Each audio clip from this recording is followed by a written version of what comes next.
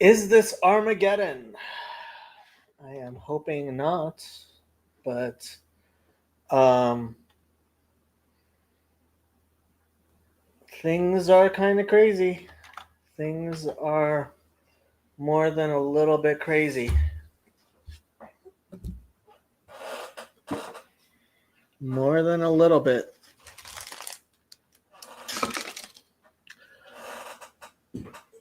Apparently, Israel launched a preemptive strike.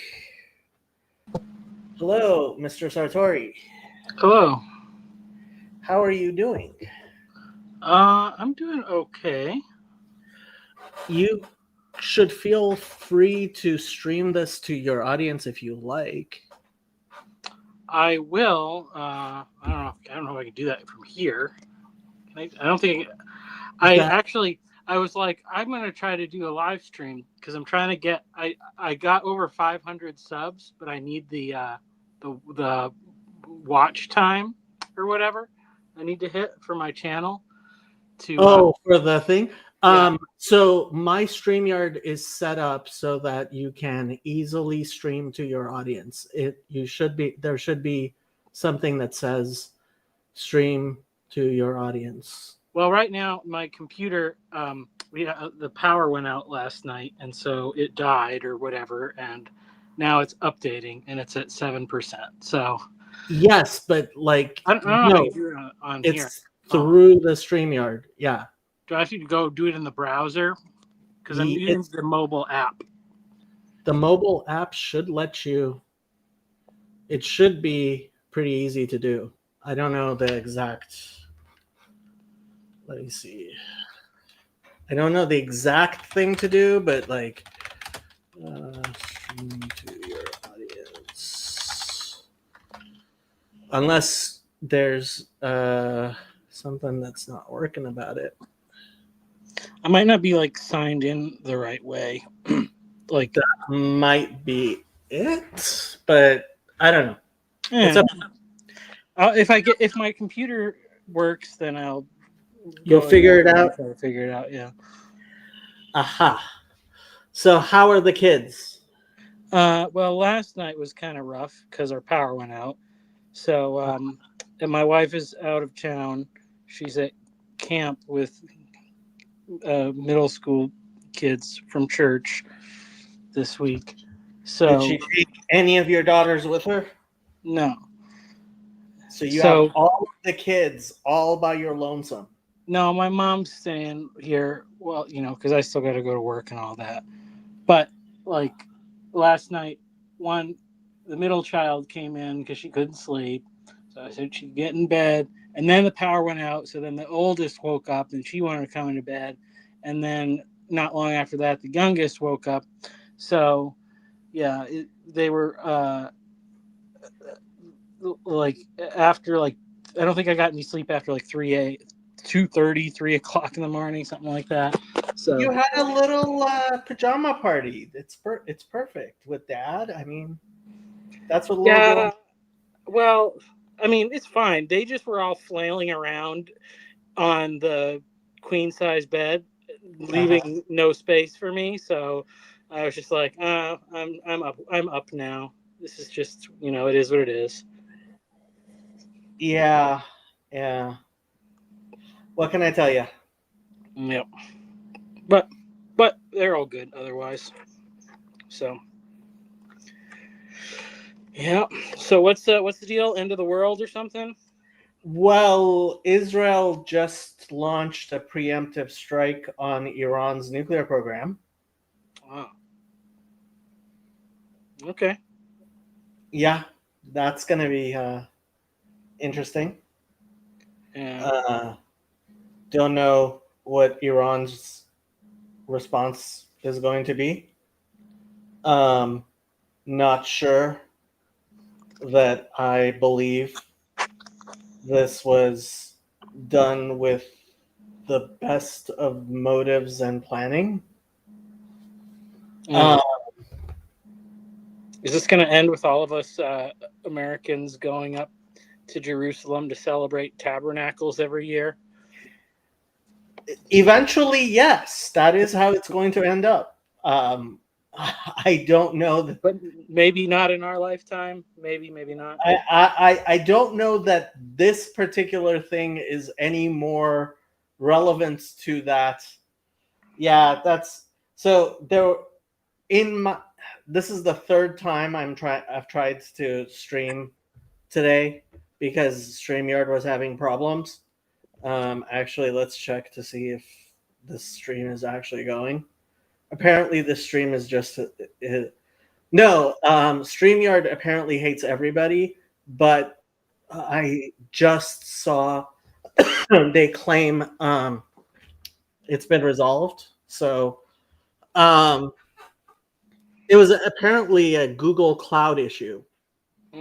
Um, anyway, my like yeah, things are triggering my PTSD more than a little bit, and the newly launched attack didn't help much.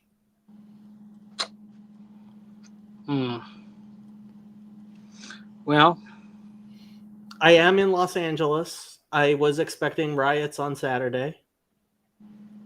I'm still expecting riots on Saturday. Yeah. What are you expecting? me? Yes. Hot weather. Author of this book.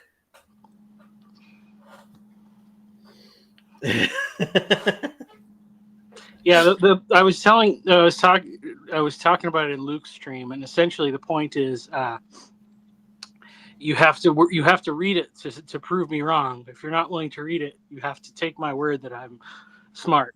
So, okay, so here on Discord, I was on one of my rampages, claiming Protestants aren't actually Christian, and young Charlie Campbell decided to take me up on my trolling, and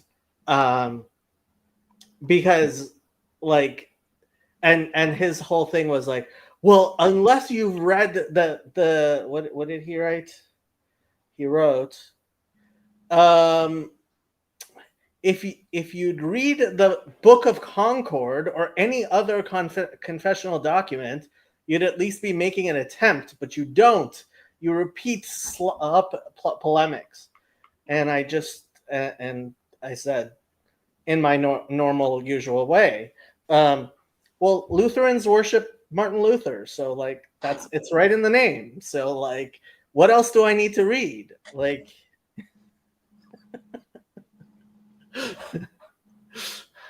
Yeah, so you reminded me of that because he's like, yeah, you have to read our documents. Like, I don't actually have to read your documents. I really don't.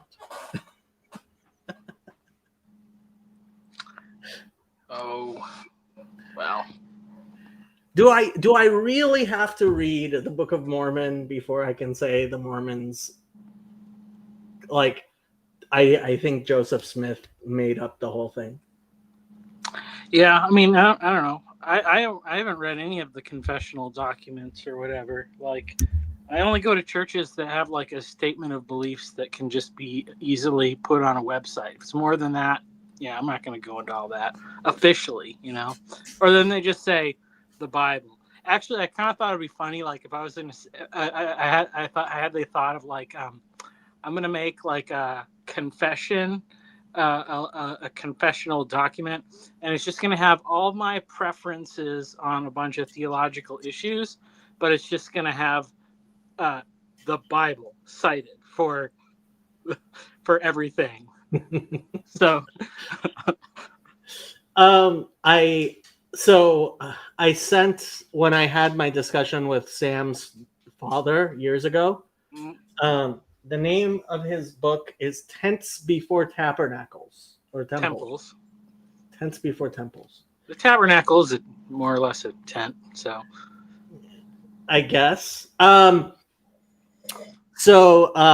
mean, it's a much more elaborate, versatile than a pyramid, in so far as you can take it with you. The mobility is a key factor that I was pointing at. Yes, the mobility of the tabernacle was definitely important. So Sam's father. So I sent him the 13 Principles of Jewish Faith of Maimonides, and he's like, "Well, I can sign on to that more than any of the churches I've been going to." He's like, "Hey, if Christians want to adopt the 13 Principles of Jewish Faith, I don't mind." Well, you know what? I mean, I think it's like this is a weird controversial thing. It shouldn't be controversial, but it's like obviously the solution to the problem that we're in is that we do need some sort of a minimal like definition of a theistic belief that is sufficiently vague so that all the plurality of people can assent to it, but it will exclude atheism as the the default norm, because that's the problem. Obviously, like the founders of the Constitution never thought that secular materialism or atheism would become the default, right? So it's like something like deism. I had the idea of like eschatological deism. So it's deism, but you have to account for your actions in the end. You have to assume that there is something that will come. You will be held to an account at some point. Did you pay any attention to James White's whole Fritz Orba thing? A little bit. I mean, I've heard him. I know that the annoying people were like spamming him on it.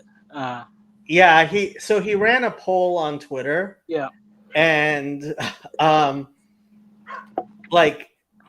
which everybody assumed would be 100% to 0, and when it was like 80% to 20%, everybody was like, did the people who are on the 20% like misunderstand? And I tweeted out, no, actually, I think when the Anons get a hold of this, they're going to flip it, and they did. And yep. I was unhappy to be right. Well, I mean, it's just proof of tribal, not a good group that are, because they undermine the integrity of something that's supposed to be a neutral, or that's supposed to be an accurate gauge of information. I am really not sure that there were people creating bot armies, although it's possible. Well, I didn't assume that. I'm just assuming they just mobilized everybody and said, "Hey, everybody, everybody go vote on this. Go vote on this and vote this way." Yeah. They didn't tell people that it was really important for them to read the thing and use their own judgment and figure it out. I'm sure even if those people used their own judgment, they would have thought they would have. Well, yeah, because their judgment is just that James White is an old boomer. No, I think their judgment really is that they want to live in a country where if you don't baptize your kids, you go to jail. Yeah. Well, I mean, that might be true. They do believe that, right? Which is really funny because apparently, what's his name? Joel Webben is a Baptist, mm-hmm. Which is like, when he first was not so big, he had some. Well, he used to have James White. James White was one of the guys that he used to say James White, that's a reliable guy. He's a good scholar. Blah blah blah. And then he just went all in this wacko tribal thing, because he has Indian neighbors or something. It's just because I remember, I was talking to have you seen the Al, the guy that's been on a lot of the streams lately? Older guy. He's real cool. He's real. Oh, is he the guy who jumped on your stream? Yeah. Okay, I just saw. I didn't actually listen much. I saw that you had a stream, and there was a guy I didn't know on it. Yeah. Well, so I was talking to him about how it's like kind of the whether it's neurodivergency or even probably like kids with high IQ. If they have maybe you actually have like a better intuition than most people, but if your peers don't get what you're perceiving or they don't understand what you're pointing at, you essentially get like gaslit. You second guess yourself, and so then you have to use other means to determine, like, is this person trustworthy? Are they telling the truth? The more rational things, rather than just the so begin to doubt your vibes or whatever you get. Because he was a guy where it was like, there's a lot of people are like, I don't know, like some of the things he's saying, it's like it doesn't seem like, because it wasn't obviously bad, like when YouTube first started sending me stuff. I mean, but there was like a little edge of it that I'm like, I don't know, like I'm like, I don't, because I thought, because his church isn't that far away from me, so I was thinking, like, if I was trying to reach out, talk to people, he's nearby, like I could just go to his church and shake his hand if I wanted to. I mean, it's like an hour and a half away, I think, but I was like, I can't tell, like, if I said something, if that guy, if he's the kind, like, there's certain things that it's like, would he get really weird if I expressed a certain opinion or not? Like, and that was the I am sure if you were to say your wife and kids are ethnically Jewish, he would kind of lose his mind. Because I don't think he would have 3 years ago, but maybe not 3 years ago, but today he seems to be banging the drum of Jews can't actually become Christian. But I had the vibe that has come to a more obvious fruition back then. But he wasn't saying anything that could get him in trouble back then. So yeah, he's just gone all in on this weird trash world thing or whatever. They've really started taking it really crazy far. And part of it, so James Tabor, what is like an expert on Waco. And if you haven't listened to his Waco stuff, it's really interesting because his expertise in Waco comes from the fact that the FBI consulted him because he was a expert on early Christianity and like the various Judean cults, right, that existed during the Second Temple period. And so he knows a lot about Jonestown and a lot about Waco and a lot of stuff like that. And it's kind of sad that Waco, which is a pretty large city, is now known just for the crazy cultists. But anyway, no way, it's a destination because of Chip and Joanna Gaines. I have no idea who Chip and Joanna Gaines are. Fixer Upper or whatever. That she's like half Asian lady, and her husband's like a redhead guy, and they was it Fixer, like they were like the premiere of the HGTV, the craze, like white cabinets and white painted shiplap, like that. They are the ones that made that happen. Okay. So like they are the whole like HGTV home improvement fixing, DIY thing. Like they are the, I don't know, the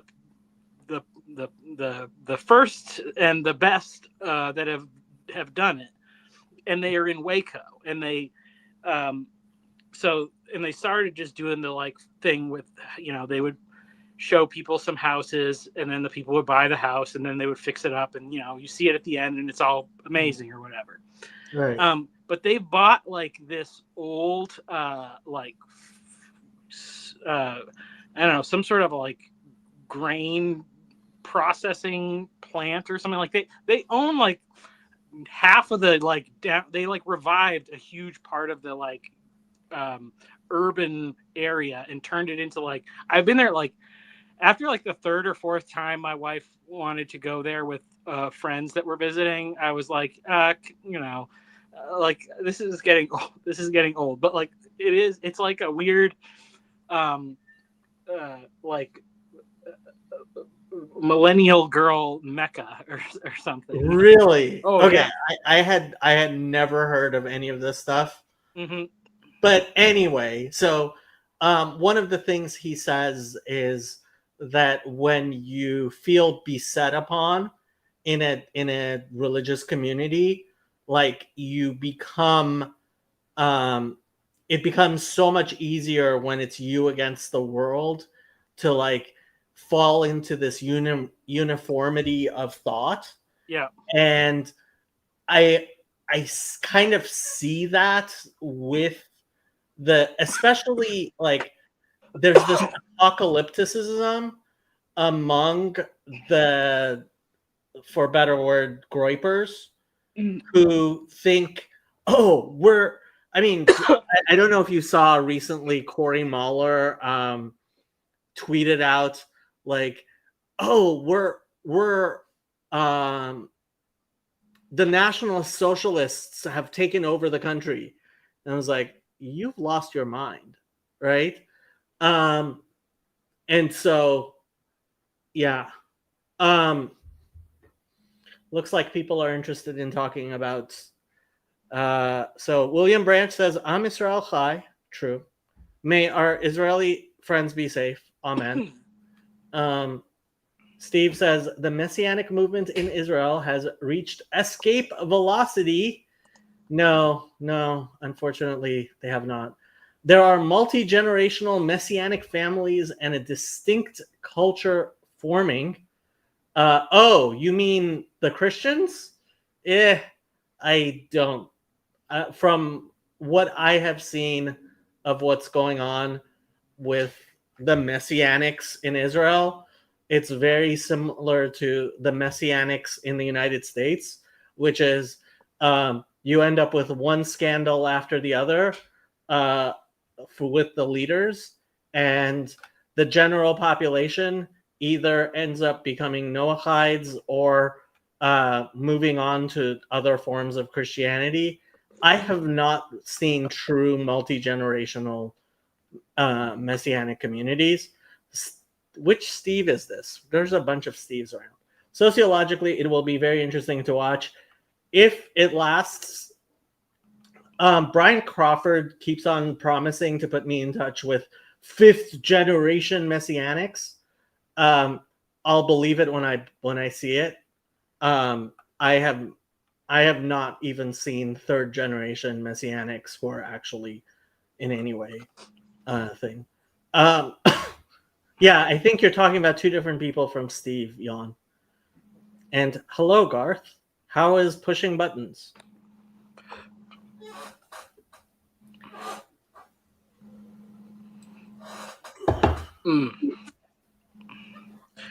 Yeah, that I know what you're talking about though before with that tribal mindset or whatever, where it's like at a certain point, it's weird because I feel like it's actually the same to a much lesser degree, but kind of the same discussion we've been having around the last few days about like if you go to a mega church versus going to like a mainline like church or whatever. It's like it's like you can use the like unpopularity, the smallness, the like that antiquated thing as like justification of like this is how I know it's real because it's not popular. Like it's funny how people fall into that, but those same people will give you all kinds of proofs how their views are actually very popular. Like, Yeah. especially you see that with like the JWs, like the witnesses, they will be like, yeah, we're different from everyone else and we're all by ourselves. But also nobody actually believes in the Trinity. And here's all our proofs that nobody actually believes in the Trinity. It's like, pick one. Yeah. I think it is like, it is like people, I don't know. It's also funny. It's like people can't say that it's like I have no ethnic identity or whatever. Mm-hmm. But as I mentioned today, like to Matt, I was talking with Matt Crotts. So um, our pastor's African American. We have a pretty good number of African Americans in our church. Quite a few Hispanics too. Mostly that Mm-hmm. formerly Catholic or whatever. And it's like I don't think that the like come home to Rome or the return to Constantinople hits the same way when you're like identity was stolen by slave traders or whatever, like like because you can't like the like because that's who is it I think it was like that guy DC Schindler who's talked to like Karen Wong a bunch of stuff, and he's Catholic or whatever, and he talked about like how it was just something he mentioned somewhere. It was like how much he I think he was at a PVK video, like how much he appreciates being part of this like unbroken chain of like uh, whatever, like history, and Mm-hmm. it's like that's not like that's a luxury. Not everybody can connect so easily to that unbroken chain because um, like yeah, people have their like roots torn away from them, and at a certain point it's like there's nothing good, and like I'm sure like some of the folk religions in Africa are horrific, so it's like uh, anything is an improvement over that, but it's like um the whole just like the whole like history of Christendom thing, I don't think it hits the same way to certain populations as it does to others. I think the people who really care about it care. Like, I have spoken to Protestants who are like, yeah, I can't just join the Catholic Church because my family has been Protestant for 500 years, and like they have that going, which I never suspected somebody would. Like, I actually had somebody say to me, it would be a betrayal of my ancestors for me to join the Catholic Church. Right. And I was like, wow, that's interesting. And I think like, so Paul Vanderklay, I really do think Paul Vanderklay, like, let's say, I've said this before and people think I'm kind of crazy, but I think it's true. If the synod decided, hey, we're going to join the Catholic Church, I think Paul would go along with that. Yeah, probably. Well, what's funny? It's like the Catholic Church. It's like I could say in some sense, like, because my father left the Catholic Church, and like,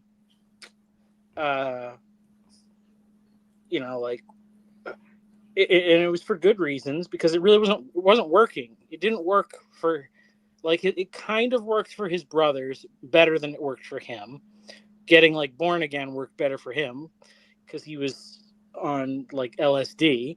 But it didn't work at all for my cousins. They're all like, with a bunch of weird identity markers on the end of their names. It's like, but they were all baptized and confirmed. But it's funny because like I could more easily I could go back to the Catholic Church leaning into the like post Vatican II like ecumenism more so than like the tradcath thing. Except, Really? yeah, except because I believe in. I think that God is behind the plurality of expressions of worship. I mean, especially within Christianity. Um, uh, so, like, I don't like the. I'm very opposed to the whole like return to the past. I think it requires like a sort of weird brainwashing that's kind of similar to the way that Islam operates. Mm. Like, so I think like, yeah, Vatican II is a good position. It's like, unfortunately, it seems like the people that got behind that decision wanted to like, or, you know, maybe just since Francis, like, let's think bad of like low church Protestants that are conservative and instead just want to embrace, you know, all the sexual minorities or whatever. Although it seems like the new guy is really backing off of that train, so that's a good sign. What signs have you seen that he's backing off that train? Because I just seen something about him like I haven't even looked at it closely, but just that saying like we can't support gay marriage, like that's not a thing, you know. okay. I don't know what degree it is, but it does seem like he maybe was more like his, you know, people were saying that he's like they didn't get the really conservative guy, they couldn't get any of the really conservative guys, but he maybe is more conservative than the like moderate people that were comfortable with him thought he was. But you know, it remains to be seen, I guess. Yeah, I think there's something special about the type of person who's always been a company man and believed in doing like always believed, okay, my job is to uphold the the company line, Mm-hmm. and who then becomes the absolute guy on top, that it's possible that he starts thinking, okay, now it's time for everybody else to actually now listen to things that I have to say. And so there is a possibility that the person becomes very different in Yeah. when they actually have power. And Yeah. I mean, it sounds to me from everything that I've seen, he's always been a very company man type guy. Yeah. Well, you know, it's definitely like, because, you know, you hear that kind of that other slippery slope of like, you know, like what happened with academia or whatever. It's like the professors all had these ideas to change the world, but then they had to like go along to, you know, to get tenure or whatever. And then like they have to make sure, you know, all their ducks are in order. And then it's like by the time that they really could, like be their authentic self, they've made a million compromises, and the vision of their youth, you know, the bright-eyed bushy-tailed idealism has vanished, and they're just, you know, cynical and compromised or whatever. So Yeah, and you don't get to be pope unless you've been following the you know the company line for a long time. I mean, there's a rigorous winnowing process going on there. So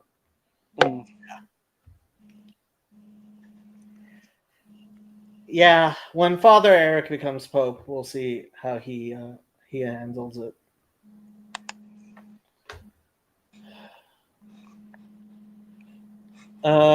There are 31 flavors of Jesus. I'm not sure I agree with that. Return to Alexandria. Could an anti-Zionist or non-Zionist Noahide movement exist? It seems most Noahides in the U.S. are former evangelical Protestants and therefore very pro-Israel. Noahides tend to be very pro-Israel, and the rabbis who support the Noahide movement generally tend to be some sort of messianists, either of the Chabad's variety, which Chabad is still non-Zionist, despite the fact too many people don't know that. But yeah, a lot of the rabbis who support and are excited about the Noahide movement are definitely Zionists. If there's a son with capital S, it would be just me coming to the realization that it's not religion that matters, but rather my personal connection to God. I am not sure what you are saying there, Adam. Garth, that's never stopped a lot of people from converting out, but there certainly are people with that mindset. I'm wondering which mindset he means. They like the sense of belonging. We are all libs. Speak for yourself, young God. Catholicism is traditionally anti-Semitic. I'm not sure that was an aspect of Catholicism itself as much as an aspect of yeah, I don't know if Catholicism is more anti-Semitic than Christianity in general. I did there was a video by a not small Eastern Orthodox channel which asked the question, is Eastern Orthodoxy anti-Semitic? And at the beginning of the video, he said, you might be surprised by my answer. And by the end of the video, I was surprised by his answer. So what can I say? Hey, I came up with a new term, Semitophobia. Amazing, right? No. Hello, Rabbi Mullet.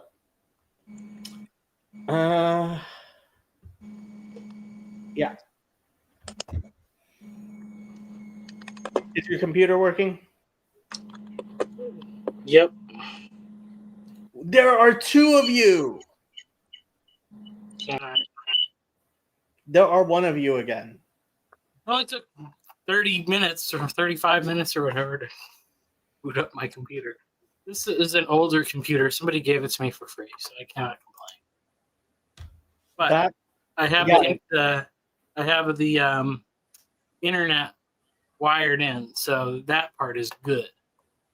It's just the computer part of it that stinks. Ah, yes. Now there's a button, stream to my audience. There you go. I was actually here. This used to be my parents' condo, and I was using their internet, but it was hardwired. So I had taken the cable off their computer and put it into my laptop. And my mom said, "Hey, can I use the computer?" And I said, "No." She said, "Does the computer work?" And I said, "Well, yeah, the computer works, but yeah, I have your internet, so you can't use the internet." And she said, "What would you do on a computer without internet?" And, and my dad just burst out laughing, right? Because some of us were using computers long before there was an internet. Not my mom, obviously. Yeah, so when you type that, it only goes to your channel. Well, that's the only reason why I put it in there. So people on your channel would have it. Yeah. Yeah. There are precisely one people from your channel watching. There are 18 people watching. There are 18 people watching on my channel. Why are there 18 people watching on my channel? I guess all the other live streams are dead because of StreamYard. Like I went on Twitter to find. Oh, did you see Mel Brooks announced they are making. I saw that you posted that. I didn't even get to watch the whole trailer thing or whatever it was of it, but I would actually play the trailer. I was kind of hoping, like, I was watching and I was like, okay, he's it's gonna be a repeat of one of his, like, I could even see Blazing Saddles being remade, but here's the problem. Like, there's not enough Mel Brookses that have entered into the internet age. And that's why you have anti-Semitism. Like, I mean, honestly, I think that might be true.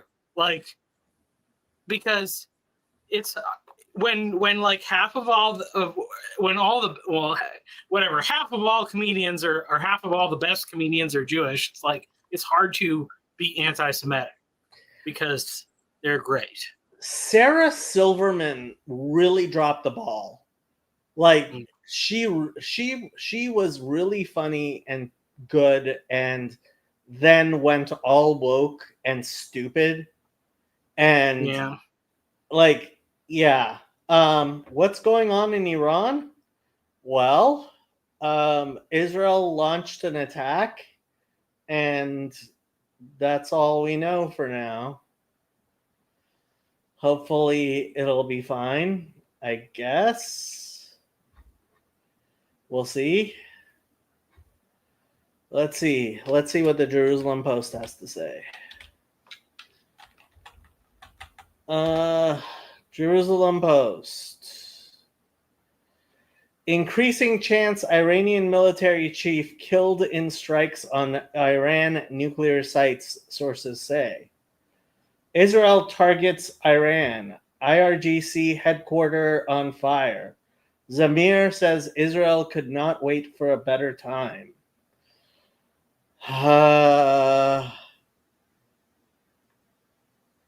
I'm guessing Chazi and his kids are going to be sleeping in the bomb shelter tonight.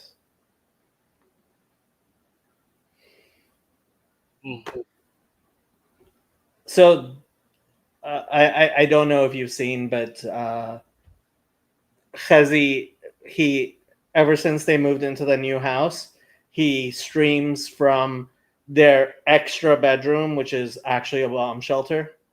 Yeah. So they have an extra bedroom, but it's the safe room. So, and that's kind of a scary thing. Can you imagine if you had a safe room in your house? Hard to imagine that being a necessity. I mean, I think there's a lot of paranoid people that have them around here. My brother has like a secret gun closet in his house that, like, he put it like the back. He like put the back of his the whole like back of his garage. He like built a. Well, don't say where it is. That's all right. Nobody knows where he lives. He put a wall so it looks like you can't see it, but then it's like, and then he has a pantry, and then in the pantry, like one of the shelves is a door that you can go in, and then when you go in there, it just looks like when you like one of those like Mission Impossible things, or one of those, like, it's just guns like on pegboards, like really. Oh yeah. Wow. Okay. Yeah, my brother. So they basically live, like, his wife is really well paid and he's pretty well paid, and they basically just live off of his wife's salary, and so then save / buy guns most what he earns. So yeah, I don't know if it's so easy to put art. I don't think you can put. I think the walls are like made out of concrete, so I don't think you can put nails into the walls. But you might be able to stick stuff on there, glue it on. Yeah, I think that's the reason why it's so bare. But I don't know. Yeah. When COVID happened, I I was like, yeah, but if you use concrete screws, then I think that actually decreases the what you call it, the structural integrity. So like, it's not a Yeah, good idea. not. I don't. Not significantly I enough. would, no, not really. Okay. Like it's hard. Like when you put screws in concrete, and then it's like, yeah, when you get the once you get the screw in there, it's basically really solid again. So you're just replacing some concrete with some metal. It's Okay. not a yeah. But Well, it's a I pain. thought It's a pain. breaking. I wouldn't want to have to do it to hang pictures. Yeah, I think breaking the concrete. I thought breaking the concrete. Okay. Anyway, so what was I saying? Oh, when COVID happened, I was I realized there is literally nobody even in my extended family who has any um, what have I been calling them, Italian toys. So I went, I got myself a safe, and eventually I looked up whether I could buy anything, and for the background check in California, your driver's license has to have your residence address on it, and my driver's license had my mailing address, which was my office address, on it. So legally I couldn't even pass a background check. And when I went to change the address, they're like, oh, you have to come in, and because of COVID all the DMVs were closed. So after COVID, I got a new ID, I bought a safe, and now I own a nice Italian toy, um, which is of a variety, which makes it easy for me not to needs to actually know what I'm doing at all. It's very point and that's good enough type thing. Um, and yeah, I'm still There's the only some person. yeah. There's some really nice Israeli Italian toys. Israeli toys. My brother has a few of those. So Yeah, no, I ended up getting a Benelli, like 18-inch 12 gauge. So oh yeah, yeah. So yeah, that's a good one for the home defense for sure. yeah, it's for, as far as it goes for home defense, like, yeah. And I'm not gonna be like carrying or anything. So yeah, I've gone to the range maybe like 3 times, 4 times to actually know what I'm doing, but I don't think you really need to know what you're doing with a 12 gauge. Yeah, not so much. You can Yeah. shoot skeet. You can shoot skeet. That's pretty fun. I did that one. I only did it once. It was pretty fun though. Yeah, I went shooting skeet with. So I have a friend who's kind of my Guns and Moses. Yes, Guns and Moses. There's actually a Facebook group I belong to called Guns and Moses. Yeah. Garth, you're into cars? Like, don't you drive like the most normal? I if I remember correctly, your car was like the most basic of cars. Maybe I'm remembering wrong.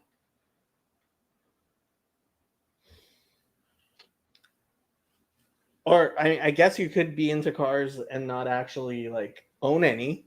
That happens too. I hate cars,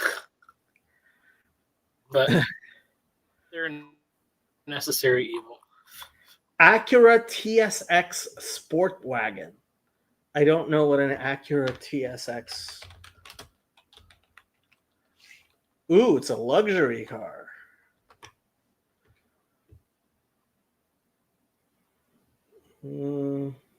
Let's see a picture. Well, here I will pull.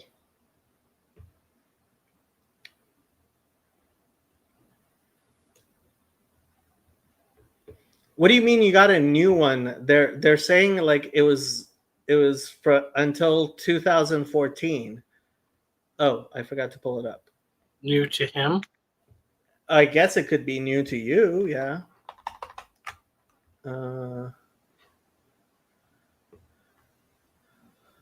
Compact executive car by Honda.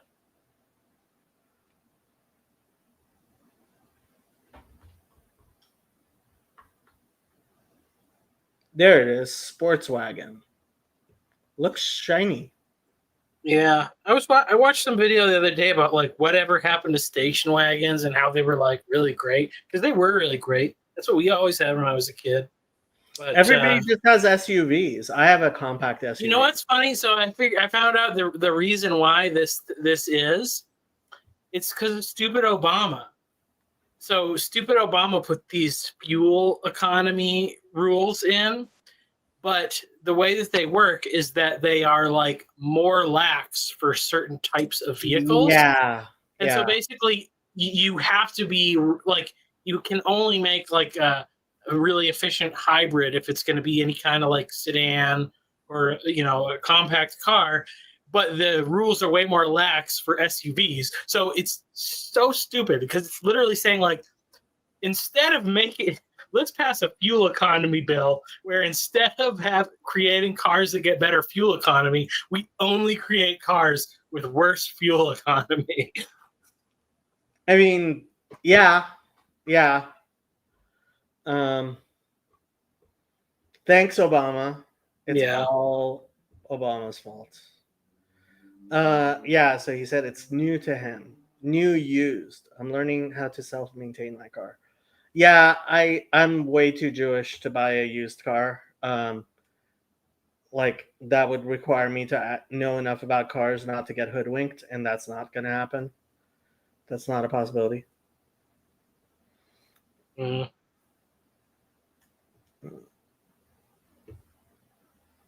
The EPA is a blight for auto manufacturing.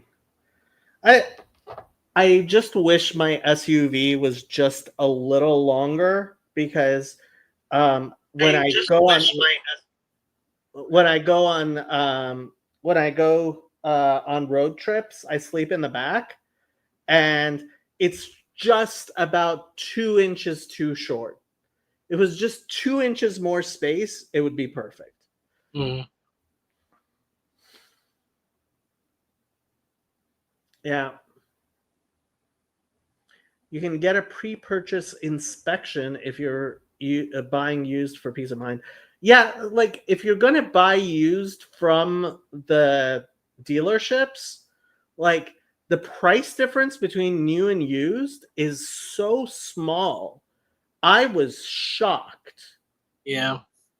It just doesn't make any sense. A new car is just so much, like the price difference is not very much. It's like 10-20% or something. Well, that was some other Obama thing that they did where basically they made some incentive. I don't remember what it is, but like basically you can't get like beater cars anymore. Like you can't, like there's no, they destroyed the whole market for that. Because it used to be like, you know, you just buy a $500 car and whatever, it lasts you 2 years or something, or people that like working on cars buy them and they can make them last a lot longer. But that's all, like, it's all gone.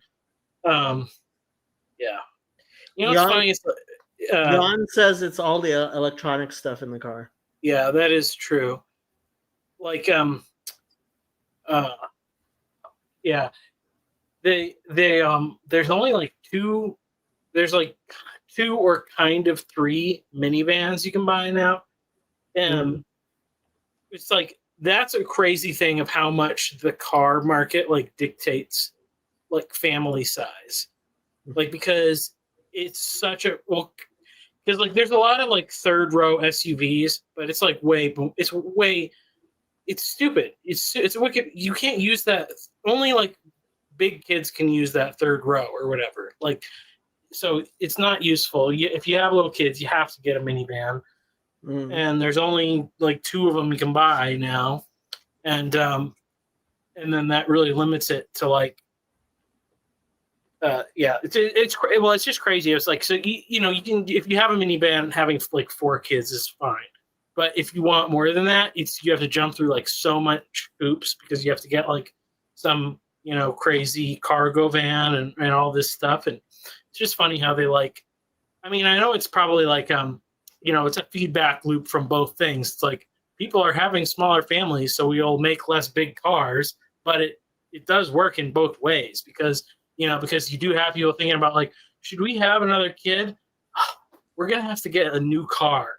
And I am not sure many people are making that decision based on whether or not they have to get a new car. Yes, I bet you there are.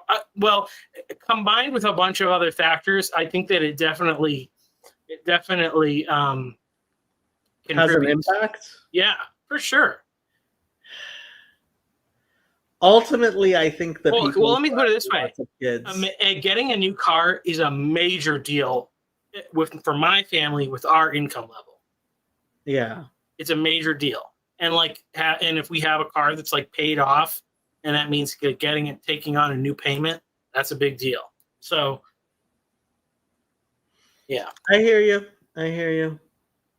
Yeah, and all the like car seat stuff too, because it's like I never sat in a car seat. Maybe when I was a baby, I don't know, but I don't remember ever sitting in a car seat.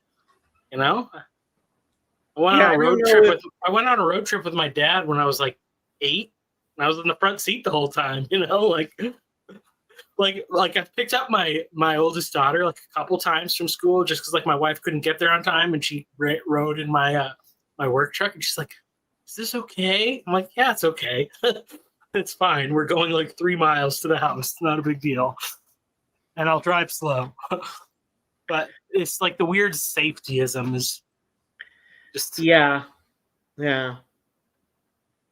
I remember people who were opposed to wearing seat belts. That doesn't happen anymore. Yeah, seatbelts isn't so bad. And teenagers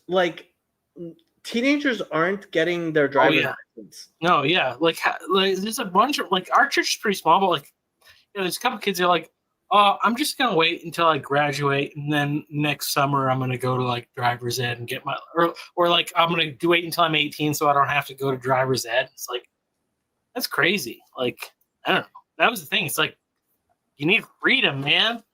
You get those wheels, you can go like have a life or whatever. But yes, they are timid now. Yeah, it was. So one of my nephews, he as a freshman, he was first string quarterback in the football team, and my sister and brother-in-law made him give it up because they're afraid of traumatic brain injuries. It was like, are you serious?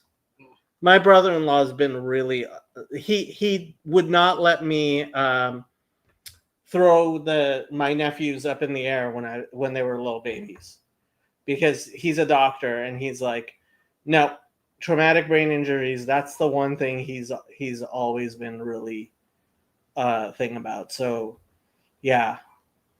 And being quarterback of the school he went to, like that's a stepping stone toward being recruited for college. Yeah. But, yeah, my brother-in-law was having none of it.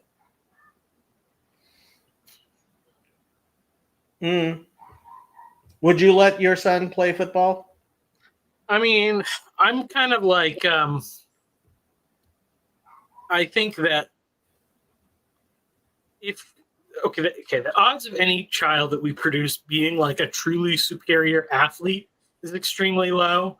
And so for that reason, we've more or less decided like we're not going to compromise the schedule of like going to church and stuff like that. Like that's like the priority, so like I'm not opposed to like I think my oldest daughter said she like wants to play soccer.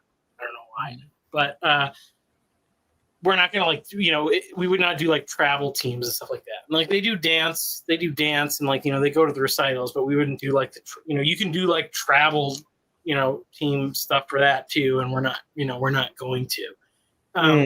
It's kind of sad. I felt bad, like because so the school that I used to work at, me and another guy, we taught music lessons, and we had a band that would do like the worship for the youth group of all high school students. I got really disappointed because but then the other thing that the school had was they had a really good basketball program, really good for a small Christian private school. But like I was like, there was a couple kids that were like, I'm gonna stop playing music because I really want to focus on basketball, and I'm like, you're gonna play basketball for 2 more years. You're not gonna play basketball in college. You could play music for the rest of your life. Like it's a better way to go. Like if you realize like a mediocre musician is far more valuable than a mediocre basketball player, This is true. I was really surprised Ryan made like to be the quarterback of the varsity team. Oh, that's a big deal. That's a big deal. Yeah. And the school he goes to. So both my sister and her husband are fancy lawyers. Doctors, not lawyers. But they're like high-ranking executive doctors. And so they definitely go to all of my nephews went to private schools that like were very shishi. And when I heard he was quarterback, I was like, wow, on the varsity team. And I said to my sister and my brother-in-law, hey, he could get a scholarship to college. And they're like, nope. And they were hoping he would kind of stop by himself, but when he kept at it, they kind of made him stop. Hello, Mr. Pusadil. Hello, Yaakov. How are you? Baruch Hashem. That means I know what it means. Yeah, but you're possibly the only person who does. Baruch Hashem means may God be blessed. Yeah. Baruch Shem, kavod melechuto, leolam vayet. That is the response to the Shema. Yeah. Deuteronomy 4. Do you guys sing it the same? So according to the Arizal, we only say that part out loud on Yom Kippur. Okay. Yeah, that particular line is not. So it's not in the Bible. It's not in the Bible. It's an exactly. addition. Yes. Yeah. So blessed is the name and the glory of his kingdom. We intone it silently, except on Yom Kippur when it's said out loud, which is why Reform and conservative Jews who basically only go to synagogue on Yom Kippur have started to say it out loud the entire year, because why would they know what you would do when it wasn't Yom Kippur? Yes, I know. Reform sing it every Friday because they're Reform. And why would they know the difference between high holidays stuff and not high holidays stuff? Are there that's like, that could be a really good idea for Christians. Like, I was talking about my LARP religion the other day, but like, why not every Sunday is Advent, Christmas carols only church? Like, I think it could do pretty well.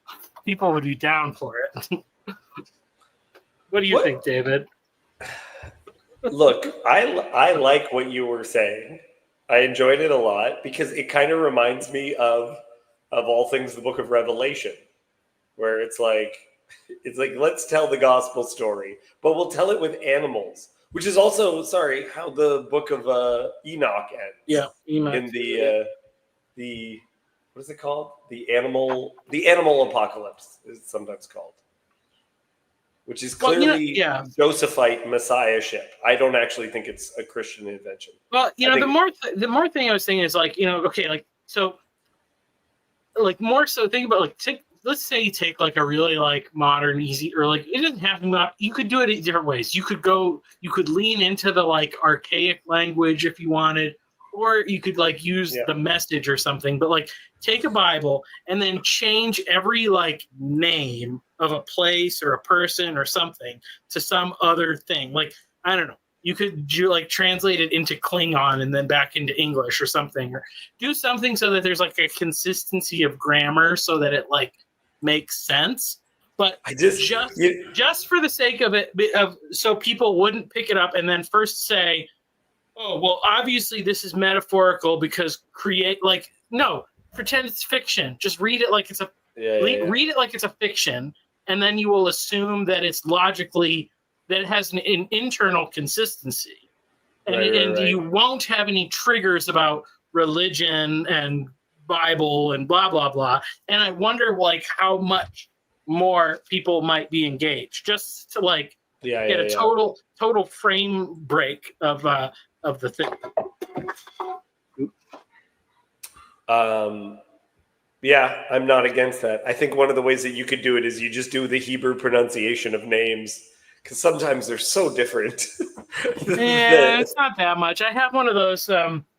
What is it? It's the Everett Fox translation, and it has all those ones with where they are the like transliterated, and it just sounds like Yiddish or something to the normal person.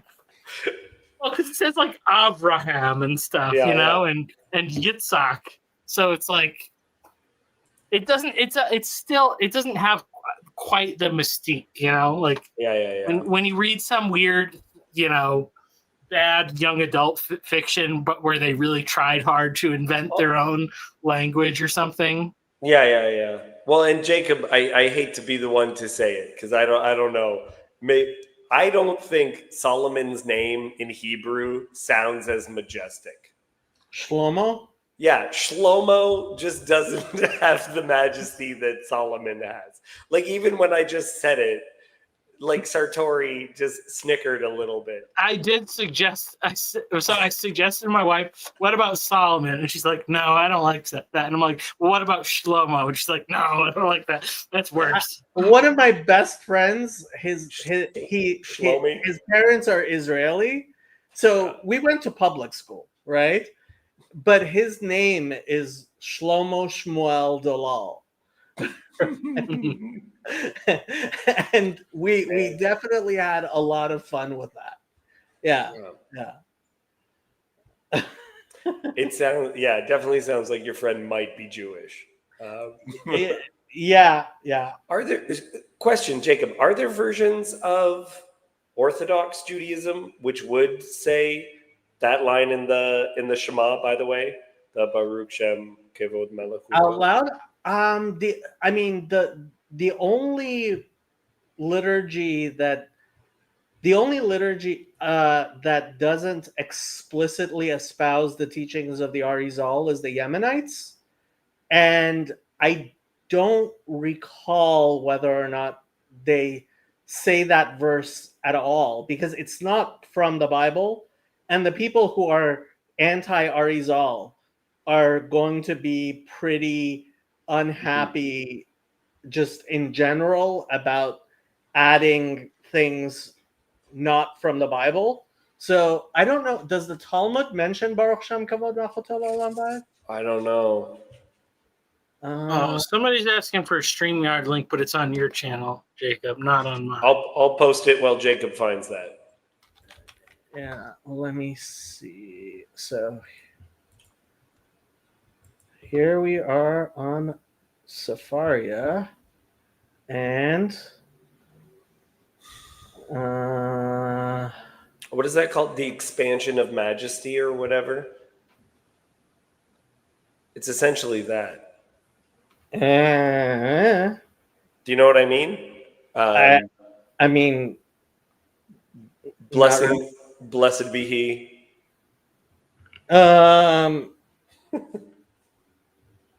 Right. That's the most well-known version of that, is the expansion of majesty or something like that, where you in texts they'll oftentimes see changes done to the text where someone will add in the words blessed be his name or blessed be he. Muslims can't, like, it replaces ums and likes when they're talking. Oh, that's what all the former drug addicts did. They would just be like, praise God, praise God, praise God, like praise God, you know, like in between, like ever, like that was how they, like, I don't know, I guess it's how they like kicked their swearing habit or whatever.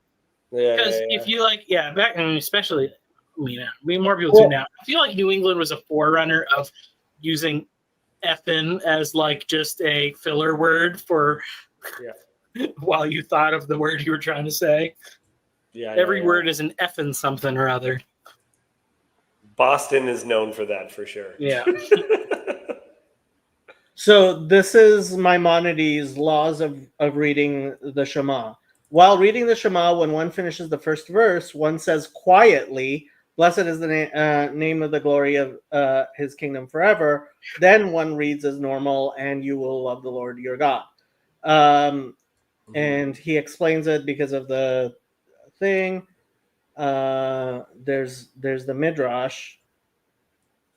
Yeah, so like he says to say it quietly. So I don't see why Yemenites would say it out loud. I think saying it out loud might be what the Arizal instituted. So yeah. I mean, this is Maimonides, so. And I can't do the rest of it. I just have the tune of it stuck in my head now. The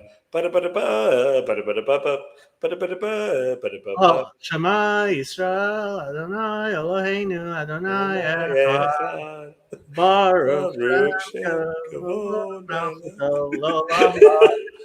and then you go into V'ahavta et Hashem Elokecha b'chol levacha b'chol nafshecha b'chol meodecha v'hayu hadvarim ha'ele asher anochi etzarecha. Well, the thing about the Shema is if you get it stuck in your head, that might be problematic if you have to use the restroom, because you're not allowed to think about the Torah in the restroom. You're not allowed to. This is true, but then how is it we are supposed to think of it? We're supposed to speak of it when we sit down. Yeah, so not in the bathroom.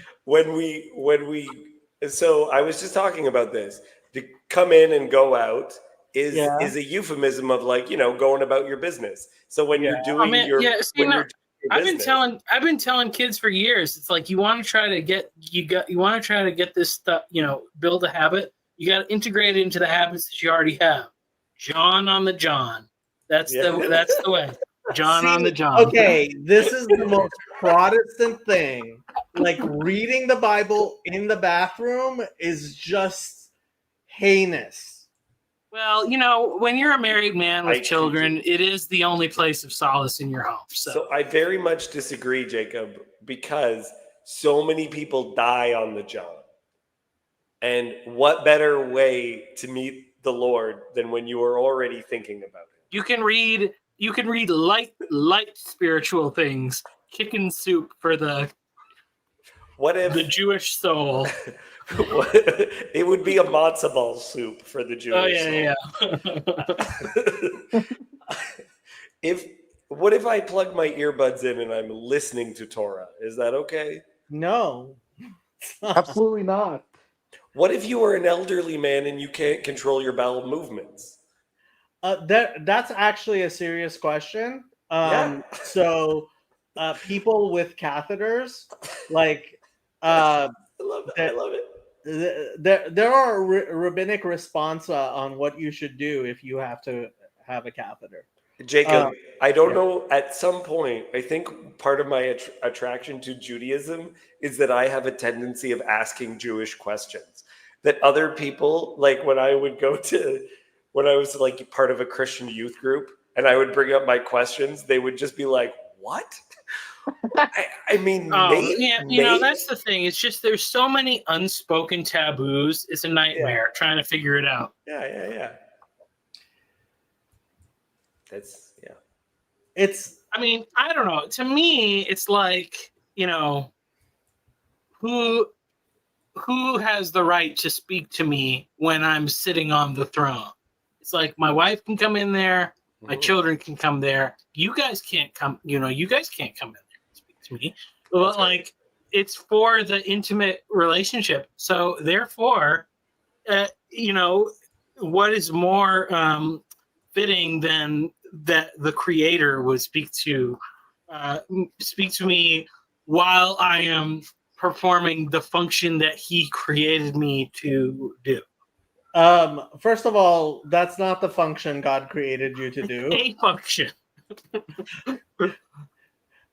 What do you think happens to Chala? Is that a consequence of the fall? Actually, so yes, it very much is.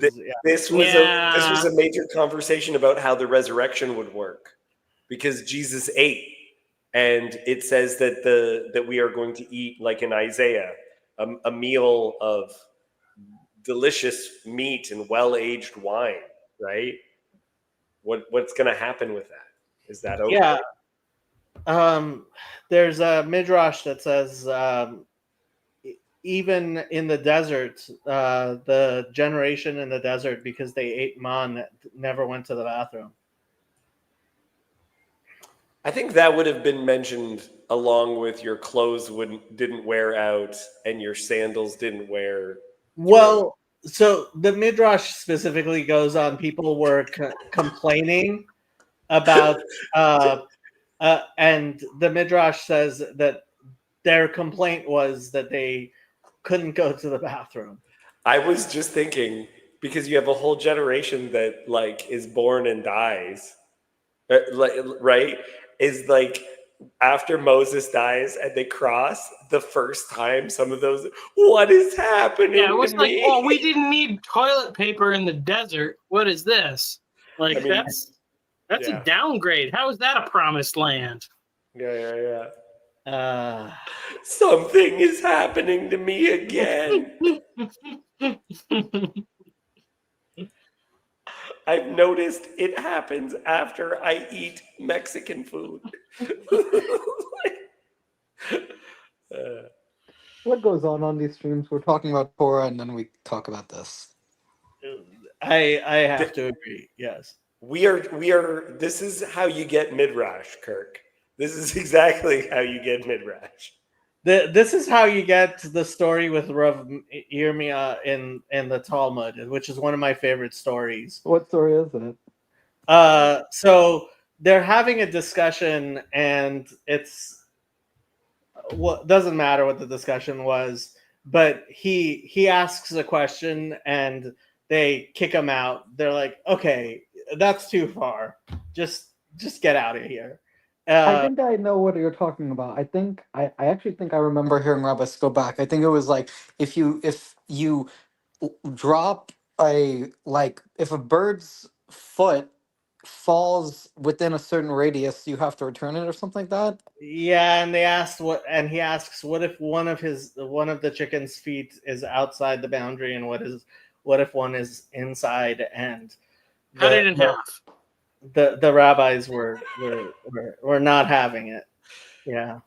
Michael Sartori was at Bible study today. Cut the bird in half. I love it when that story is well known enough when it like shows up in random sitcoms and people try like even like cartoon. I think it was like on Family Guy or something. It's like there's been ones where it's like cut it in half, and it's like, but it's in some more absurd scenario where it doesn't make sense at all. But It But happens in then- the show. It happens in the show Recess, back in 1998. So, Michael, you may have watched that because you're my No, I age. did not, because that was like one of those ones that was on cable channel. My wife saw it and she was showing it to our kids. And I was like, I didn't see this. This was a premium television show, and I was like, We got it with Bunny Ears from Detroit. All right. okay, well, Grown up yeah, in Windsor. So it was on ABC. I don't know. And what happens is the child Gus is made king for a day, and there's two girls fighting over a doll over who owns it, and he says, cut it in half. And then the one girl says, no, just give it to the other girl. And he says, okay, give it to the other girl. And they just give it to the one who said it was okay to cut it, in half. Because he's a bad kid. That's the moral of that story. And he didn't know his Bible stories. Yes. Now we know that how that got written into a children's cartoon is because Jews because of all the control Jewish the media. screenwriters. Yeah. Yeah. They control the media, of course. I mean, do you think comic books also had a lot of Jewish references in them? Yes. Well, Superman yeah, is that's just like Moses. Superman's the big Jewish thing. He's just Yeah. Moses.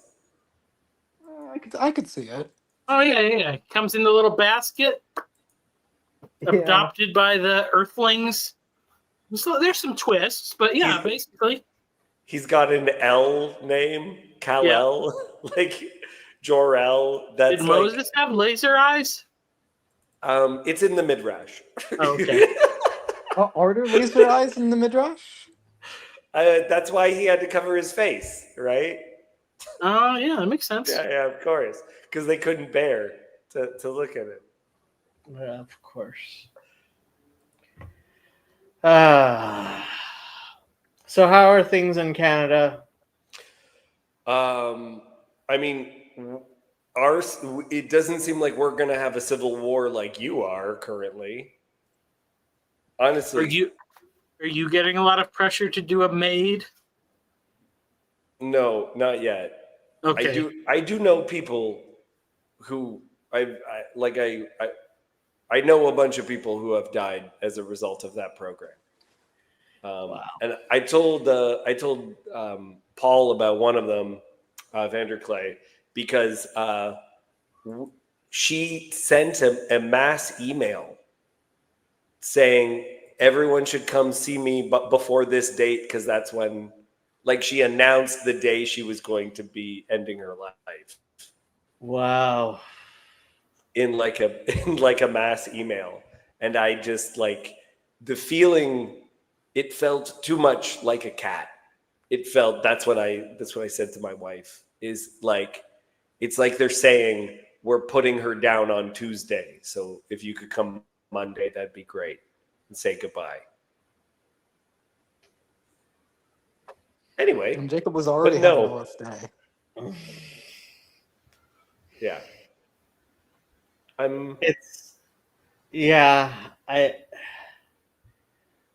I weep for a society that, like, is this cavalier about human death. Yeah. This is what happens when you give up on the Torah.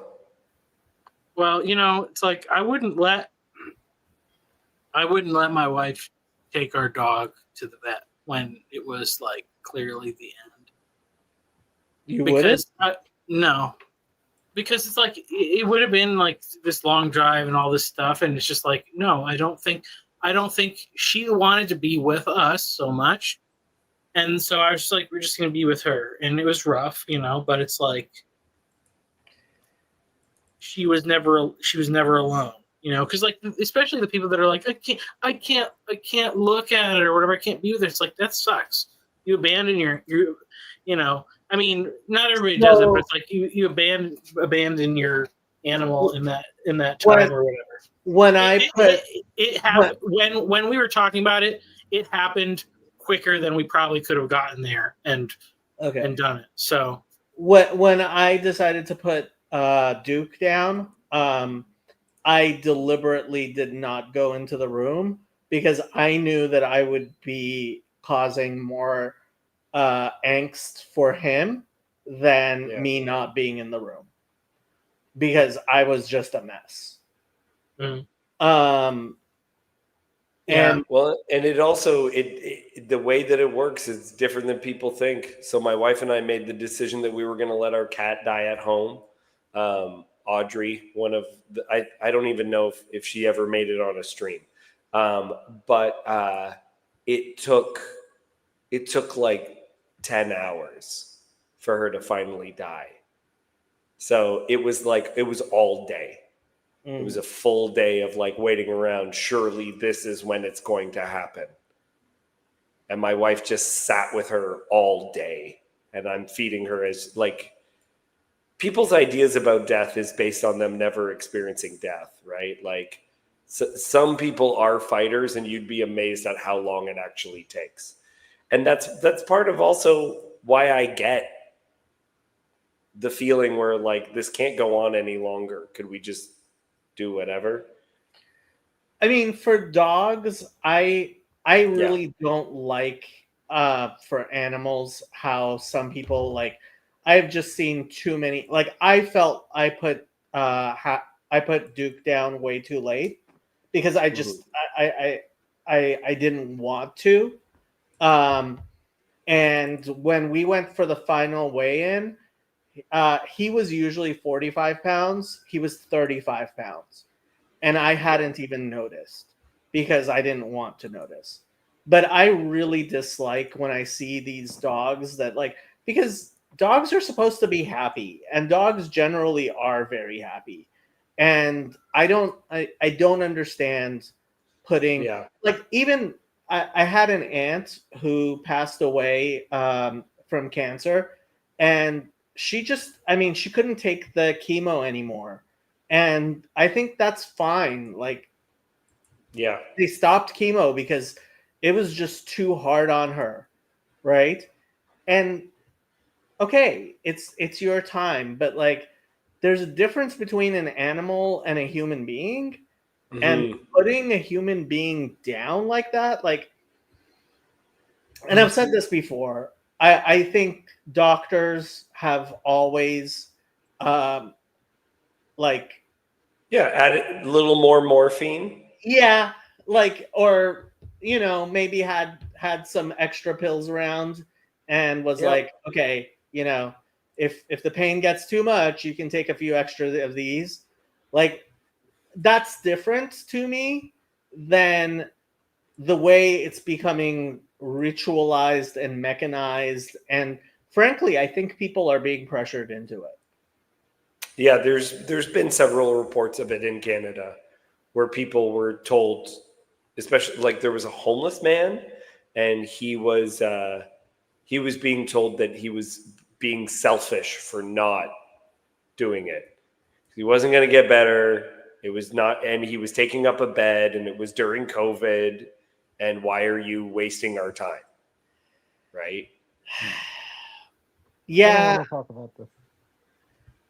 In Los Angeles, unfortunately, I think there's a lot of people who just feel about a lot of the homeless, especially the chronically homeless, like, just let them OD and be over with it. And they're just like,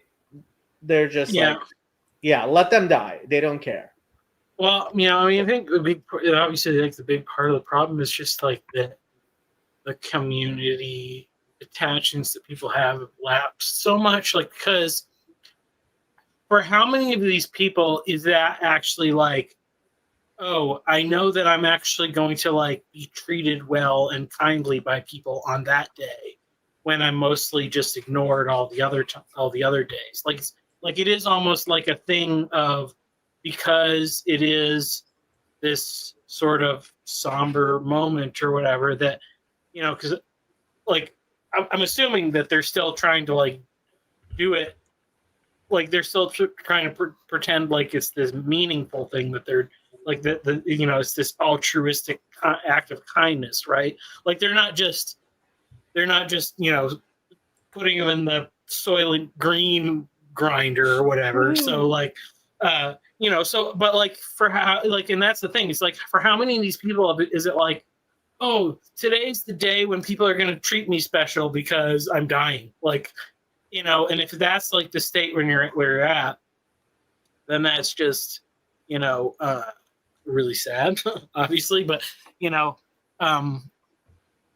but yeah, I mean, that's probably a big part of it, because I mean, and maybe, well, and even maybe the people that are just like, I respect your wishes, but that's the thing. It's like that stupid, like,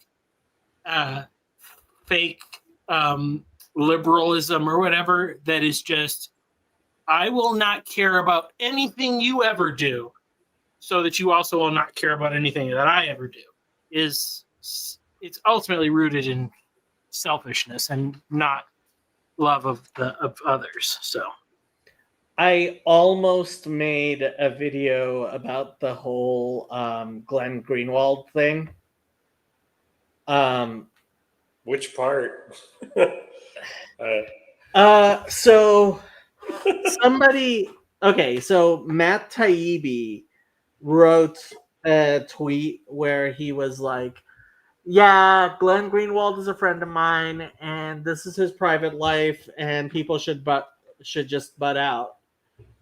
And this Christian woman wrote a whole long thing about, if this is your friend, right, then you should be talking to him about like what he's doing in his life and how healthy and unhealthy it is, et cetera, et cetera. Mm-hmm. And I wrote a somewhat longish post where I was like, okay, we need to recognize the difference between illegal and bad idea, mm-hmm. right? And so there were a number of people who, regarding Glenn Greenwald, were like, oh, he's hiring prostitutes, he's making pornography, and some were even intimating that he was like abusing his adoptive children. And it's like, okay, those things are illegal, and the government of Brazil hopefully is controlling that stuff. Right. Except none of us feel comfortable saying that the government of Brazil is actually controlling that stuff like they should be. And then there is the whole, Greenwald is gay. What else did you expect him to do? Of course, he's doing freaky stuff. They're not doing reproductive only. Yeah. And like that was, I mean, that's part of it. But like when it comes down to the like humiliating stuff, I did not watch the video, not going to watch the video, don't want to watch the video, don't need to know the details. I've heard way too many details about it. But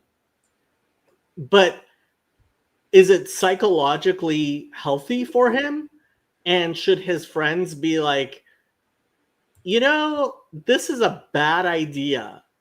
And I remember once hearing Glenn Greenwald say that ever since he adopted the kids that he's adopted, he actually has completely changed his mind about what's okay and what's not okay. Because, like, it's one thing when you're a young gay man in New York and then Brazil, like, getting involved in pride, and it's another thing when you're raising children and you're like, oh, I don't want my kids doing that wouldn't be good for my kids to do, right. And so like that's a thing where friends can talk to their friends and be like, hey, might not be a good idea to do this, despite the fact that I don't think it's something that necessarily needs to be illegal, right? Question: Glenn Greenwald believes one of his possible explanations as to what this happened is that it was Mossad.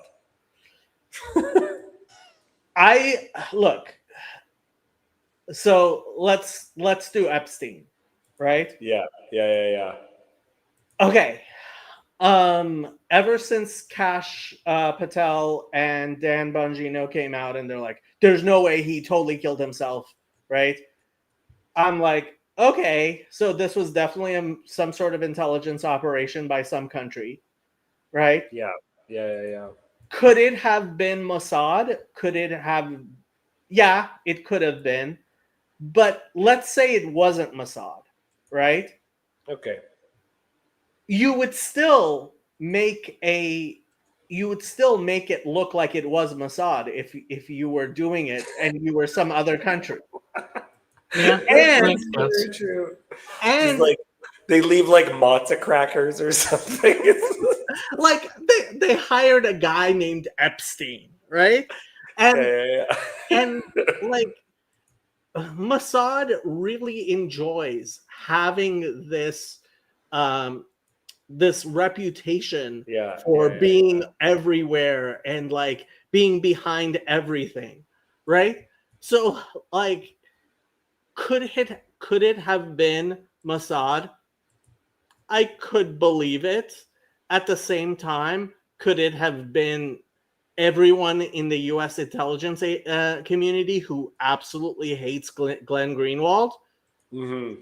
Yeah, it could have. And in both cases, they would have made it look like it was Mossad. Right. Because Mossad likes to take credit for everything. And everyone else likes Mossad to take credit for everything. Well, I could see everyone liking Mossad to take credit for everything, but I don't know why Mossad would want to take credit for everything. Because it makes people behave well. Because it makes them seem powerful. It's the same reason why Israel will neither deny nor confirm whether or not they have nukes, right? I mean, you want people to believe you're capable of anything. If you can't get people to believe in an omniscient God, the second best thing is to get them to believe in an omniscient intelligence agency. Yeah. And I do have to admit, when I meet some really crazy anti-Semite, like I stop arguing with them. I go more along the lines of, yeah, it's all true. And guess who's going to show up at your house tonight? Stay up. Don't torture their mental health like that. I mean, but I mean, like, I just think that, I mean, it could be, but I mean, I'm skeptical. So there's a joke that was made on The Simpsons, which is like, it's an episode where they're like Boy Scouts or whatever, and they're like, this is James Proudfoot of the Mohican tribe. And so it says, Mohicans, I thought there were no more of you. And then the guy just goes, no, but we encourage the myth. Chicks really dig you if they think you're the last of something.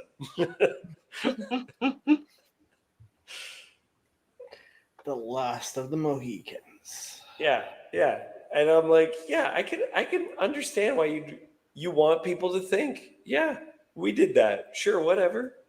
Yeah. Just talking about that today with Nate Heil, The Last of the Mohicans, as an example of an adaptation that got better.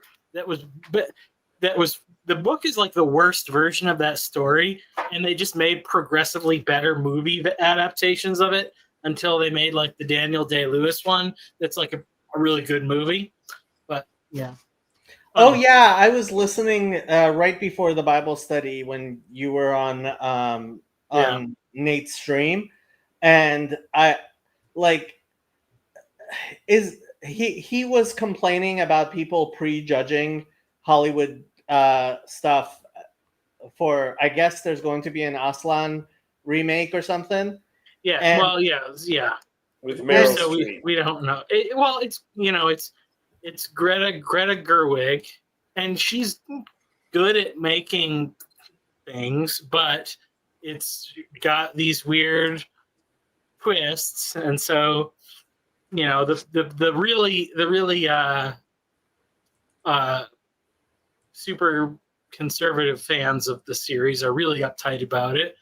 I don't know. I like it's most people that like if you ever really think about what it takes to adapt from a book to a movie, like you realize how dumb the people that complain about the changes are, because you can't just adapt books to movies like the same. Now, granted, there's no reason why you should change the gender of a main character, but it's not like the whole thing of like it should be exactly like the book. It's like it doesn't work that way. It doesn't, but like Hollywood has like frivolous changing of genders is just it's not frivolous. It's not frivolous. Why is it? I mean, now it's just like because frivolous is not thought out. Frivolous is without intention. Now it's obligatory. It's obligatory now. Frivolous would be if they change the gender of one of the centaurs that show up, or like. Okay. Yeah. They'll have a black centaur and an Asian centaur, and okay. So even worse, cringy, ideologically propagandistic changing of the thing. Like, that's from the maker of the Barbie movie. Yeah. But it's like, she also made the Little Women. Like, man, was that a good movie? I like Little Women a lot. Kids are still good at suspension of disbelief. They do not pick up on those things the way that people that watch the Daily Wire all the time do. So I disagree about one aspect though, which is like my experience whenever I worked in children's ministry is that children immediately interacted with me differently because I was male. Mm-hmm. Yeah. They just immediately interact with you differently. Well, yeah, I mean, because I would have just been like, why don't we just talk about Samson every week when I was like 7 years old or whatever? That seems, yeah. You're all judges. All gender is real? What?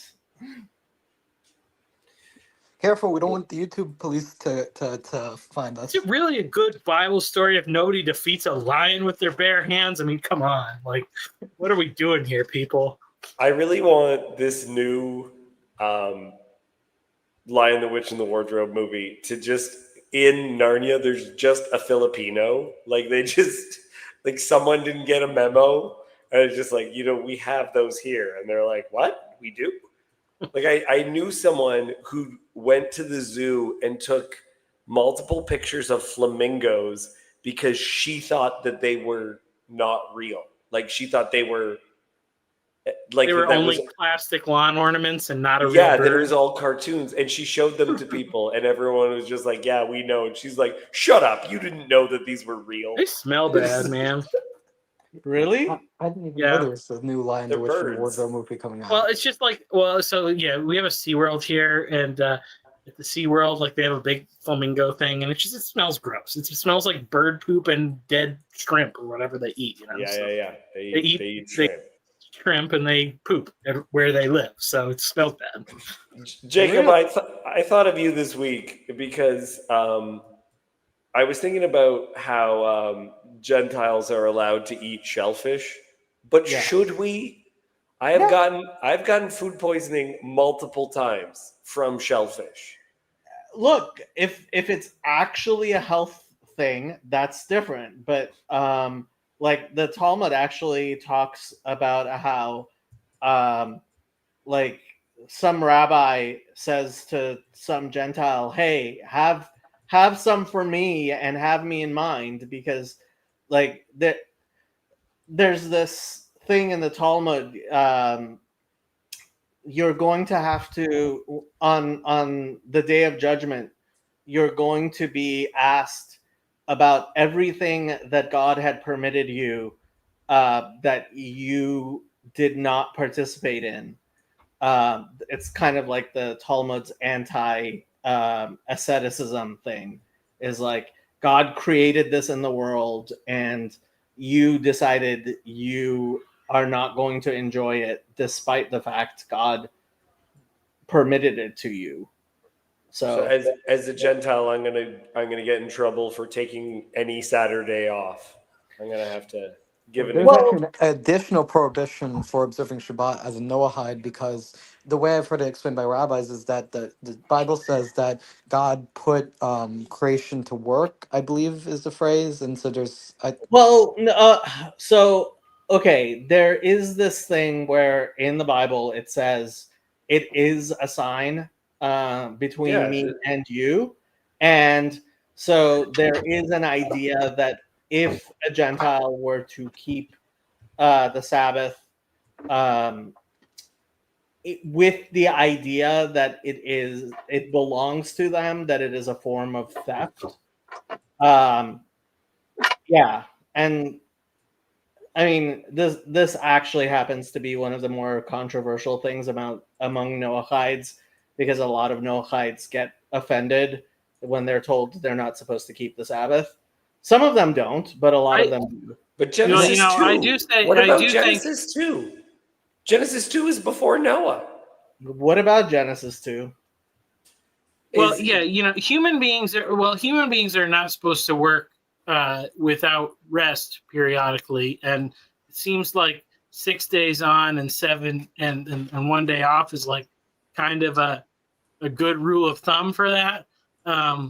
It has become because of the Bible. Yeah. Well, I don't know. I mean, maybe. I agree. Maybe it started from all time. We know they tried to mess with it in the French Revolution and it backfired. That's the classic. The Romans claimed that the Jews were just lazy, and that's why they took every seventh day. Well, but I shouldn't say this is the thing that you should be brought up when the people that are like, oh, the Jews, the stupid right wing Joel Evans or whatever, like, let everybody know you cannot you cannot have a 2-day weekend anymore. This is what you're advocating for. You're advocating for work on Saturday, only 1 day off, and it's the day that you have to go to church. And those people want you to go to church with really long sermons because they're all conservative, reformed Calvinists. So that's what you're giving up, people. You're giving up the 2-day weekend. Judeo-Christianity brought us the 2-day weekend. It's a great thing.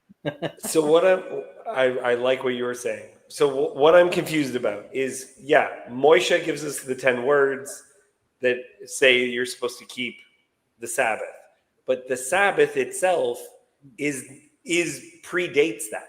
No, the 10 Commandments do not necessarily apply to Gentiles. I know that. No. I understand. What I'm saying is, before God meets with Moshe, the Sabbath is ingrained into creation.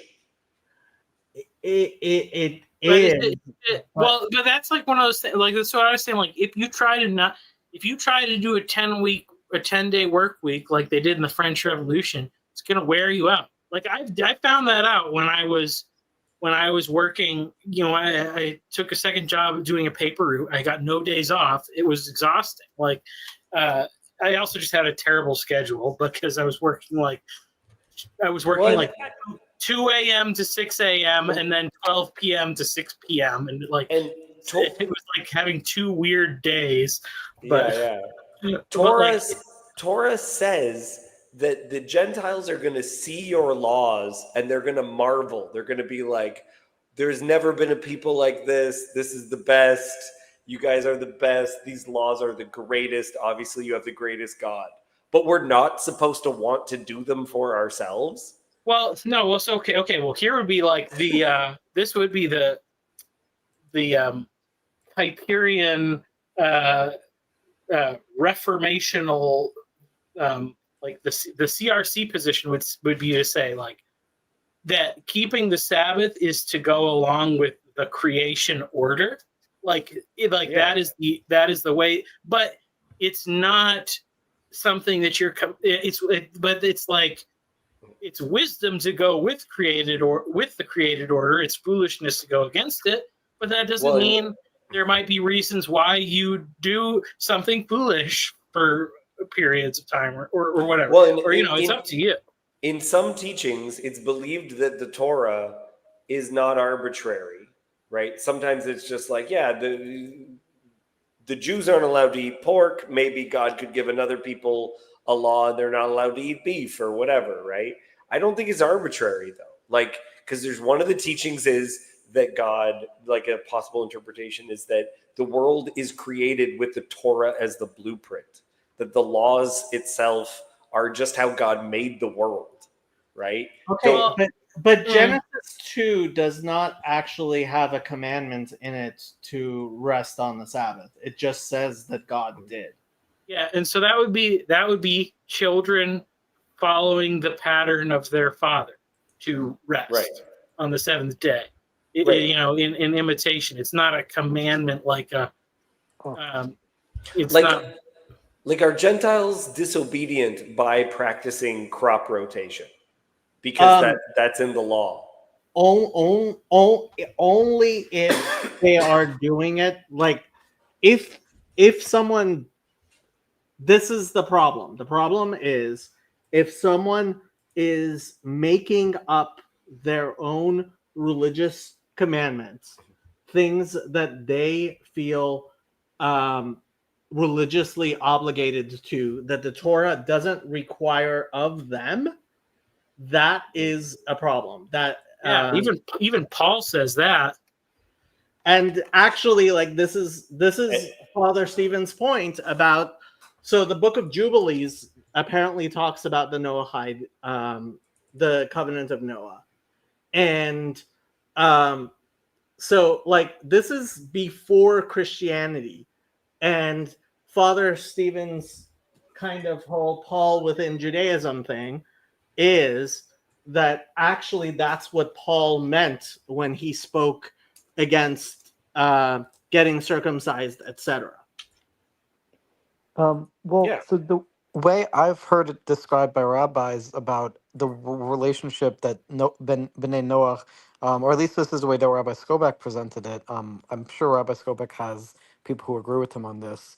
That basically Noahides are not allowed to observe Shabbat as a halacha in the same way Jews are, like not using phone, not ripping toilet paper, etc. But you can still light Shabbat candles. You can still have wine to consecrate the day, and so you can So observe yeah, the spirit of the law. this is one interpretation, is that they can do things in commemoration of the Sabbath without trying to adhere to the prohibitions. You're not eating, Andrew. What's going on? I'm making breakfast and lunch. Breakfast and lunch? You're not working tonight, are you? Yes, I am. You are It's the working tonight? last day of the week, so you know. What time are you supposed to be at work? I've got to leave here in like 10 minutes. How's the work been? Busy.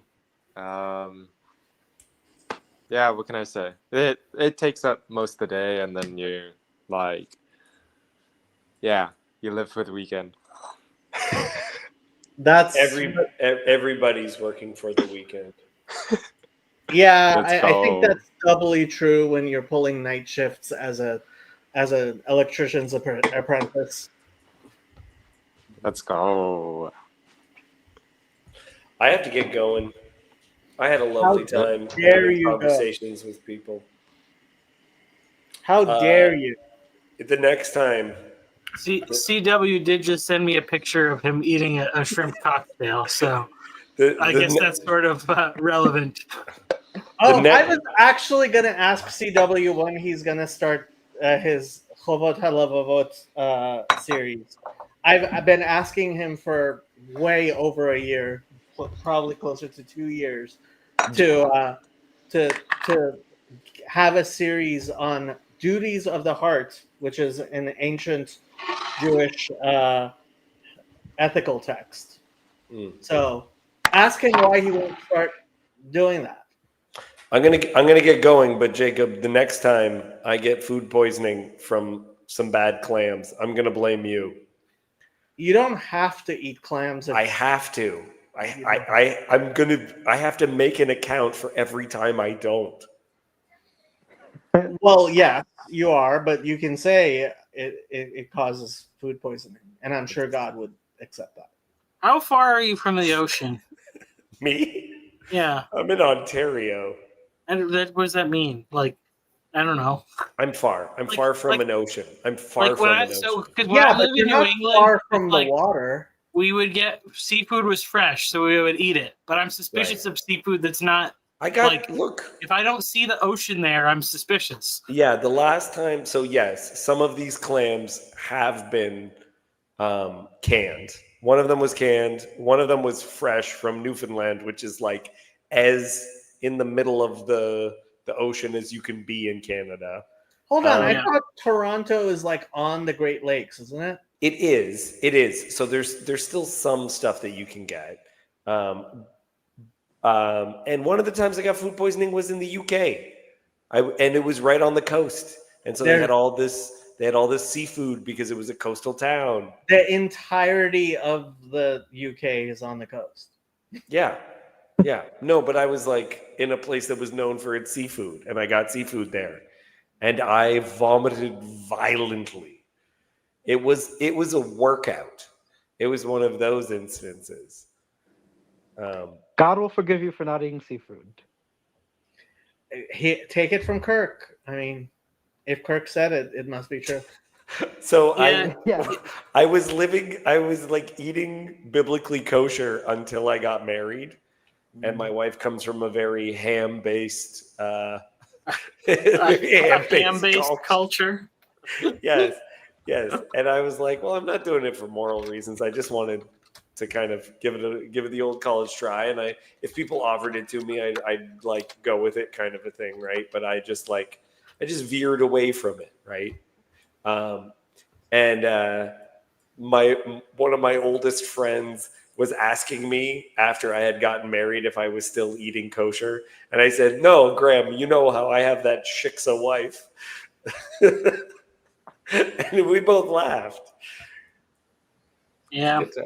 The only thing Isn't that a is like, racist man, term? my wife gets nostalgic because like there's like like a lobster food truck that comes, and it's like the one that was on Shark Tank or whatever. So it's like high quality, and they like get the stuff shipped in from Maine or whatever. But it's like $25 for a stupid lobster roll. That's like it's a hot dog bun full of lobster, and it's like you have to spend $50 to be full. Like that's ridiculous. It just it hurts me so much. Like so. That's Because even it is $5. because it's like $6 if you were actually like in Maine. But Yeah. Okay. it just I'm gone. takes Goodbye. the joy away from me. I hope you travel there soon and have a cheaper version of your joy. Good day, No, paying for plane tickets takes even more joy out of me. So Yeah. I wonder when I'll be appointed Pope of the Noahides. People have tried. I mean, if Ben Shapiro gets to be Pope of the Jews, I'd like to be Pope of the Noahides because I think I would be a better Noahide representative than Ben Shapiro is of. Well, actually, no. Ben Shapiro is a pretty good representative of Jews. He's definitely gotten better than he used to be. What- 6 to 8 years ago, he used to say a lot more heretical things than he does now. I don't think I can't think of any. I don't believe Shapiro's the type of person to say something that's like actually halakhically heretical. is that a burrito, Andrew? Yep. He's mhm. definitely said things which Yep. were heretical. Yeah. I know, but are we talking heretical or hezi heretical? So I distinctly remember someone asking him why his views were not halachic in terms of abortion during the first 40 days. And his response was, I base my policies on science, not Judaism. He has since retracted, but yeah, when he said that, that was very, very much not appreciated by the Orthodox Jewish community. So it's not like Hezi where you call him a heretic because, like, as a joke, like you're being like serious. I mean, he wouldn't get kicked out of a synagogue for having those views, but like I have said, if God forbid his wife were to refuse to have an abortion, if her life was in danger, like, and she were to, God forbid, die, if we actually did things like we were supposed to, not that any synagogue does anymore, she would be denied a Jewish burial. She could not be buried in a Jewish cemetery. Okay. Yeah. Not that anybody actually follows any of that stuff, but well, I thought Yeah. Shapiro supports exceptions for the life of the mother. I hope so. But like when he says he bases it on science and not Jewish law, like what is he exactly saying there? Well, I've listened to the Ben Shapiro show, and I've heard him say that his position on abortion is that I mean, I don't know if his views are in line with halacha because I don't know the specifics of the halacha. Over but the he past says- 4 years, his statements have been a lot more in line with halacha than they were 6 to 8 years ago. Okay, well, that would explain because I have heard him explicitly say on his show that he believes there should be exceptions for the life of the mother. He's definitely changed his tune over the past few years, which is why I said what I said. Yeah. What's in that burrito, Andrew? Food. Okay. Thank you for your explanatory value. Is it kosher? It's ham-based Probably burrito. not. No, it's not. I don't think. Well, I don't know. It's got like beans and.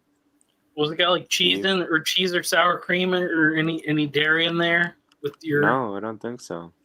No. Usually, I like that sort of stuff, but. Quite What can I likely say? there's pork in there. And if Probably. there's beans, the beans are Yeah, the probably beans- cooked in lard. Yeah. Mm-hmm. That's what makes them delicious. I can't think of a genuine, authentic Mexican dish that would be kosher. Maybe churros. It could be made I mean, a lot of Mexican dishes could be made kosher, but there's a lot of meat and milk. There's a reason why Jews end up going to Chinese food places so much. Well, yeah, Even if they don't keep kosher. Yeah, but I mean, then would that really count as like authentic Mexican if you're like changing the recipe? Like, I am not sure. I think the mix of like constantly having cheese on everything is kind of Pretty sure Taco Bell has their refried beans are vegan or vegetarian or whatever. So you can get a bean and cheese taco and you're okay. But yeah. Well, you're kind of okay. Yeah. I mean, you're still eating a taco. When I stopped keeping kosher, one of the first things I did was go and get some burritos at Taco Bell. too bad you didn't go to a Chinese buffet on Hanukkah, because that would be the time when you could connect with your fellow Jews the most to support you through these times of moving beyond kosher. I wouldn't say I was moving beyond kosher. I just gave up. But anyway. I mean, you mentioned. Hey, Andrew, how long are these night shifts going to last? That's bad for your health, Dawn says. I don't know. The works that said indefinite, so Yeah. the job is like 8 months at least. You'll be fine. You'll be fine. Yeah. Once I hit a year, then I get more job options. But You're not even 30. I mean, you know. Yeah. They're Are you making even, him how pay old are you? Are the- you even 25? How old are you? No, I'm 21. Well, there you go. Yeah. Yeah, I'm a fine, youngster. man. Uh-huh. I was just like, man, I was like going to concerts like 4 hours from home, like playing. Taco Bell when might be I was your kosher, but age, it's not like Mexican. Taco Bell's definitely not kosher. Yeah. like That get was finished the at joke. midnight and drive home and get home at Well, like 3 a.m. well, actually, is Taco Bell Mexican? Kirk Michaels speaking. Oh no, Taco Bell is fake Tex-Mex fast food, and Tex-Mex is its own legitimate cuisine that is not just fake Mexican food. It's its own thing, but Taco Bell is a fake version of that. So, but it's cheap. So I like that. I don't It's not feel, cheap in Los Angeles anymore. Ever since the $20 minimum wage laws. why don't they just have the AI people working there? You only need one employee. Well, a lot of restaurants do. Yeah. Yeah, cut down. They have definitely cut down Mhm. because of the thing. Yeah. It's complete Mm. bullshit. Like, why do you need to be making $20 an hour as a fast food guy? What is this? Honestly, well, it's just all that scam. It's like the same thing. How it's like Amazon's like we're supporting this bill that only we can afford to pay our employees to drive all our competitors out of business. so yeah, there definitely is a part of that, but part of it is also there's this idea that fast food is unhealthy and that poor people buy it because it's cheap, and if you make it more expensive, poor people will eat better, which is bullshit. Yeah, the stupid socioeconomic tax behavior control nonsense. That's Yeah. It's so arrogant and just elitist that they think that like these people can't be they can't be educated in any way. They also can't get government IDs, but we need them to desperately to vote for us. Yeah. Mm. I mean, I also think like this whole food desert myth. I actually could link some videos in Discord if I was more active in the Discord that disproves the idea that like poor people like have to like do that. Like it's like they're like it's a complete myth by the left. Well, you see, here's the thing. Like, you know, they have those like that. Like, what's the French Laundry or whatever? Like the place that Gavin Newsom was at. That's expensive to keep poor people away. But poor people also have their things that they make to keep rich people away. Like, so, you know, it works both ways. Like, 3-year Letterman is just so hilarious. Also, sorry earlier, Michael. For some reason, StreamYard was muting you on my end, so I don't know if StreamYard's been really buggy today. But I didn't mean to interrupt you. I just So that's fine. 3-year Letterman tweeted out, Iran has no SEC championship titles in Farsi. Although I'm having trouble reading that مسابقات. Yeah, football. Nah. قهرمانی. Yeah. ایران هیچ قهرمان در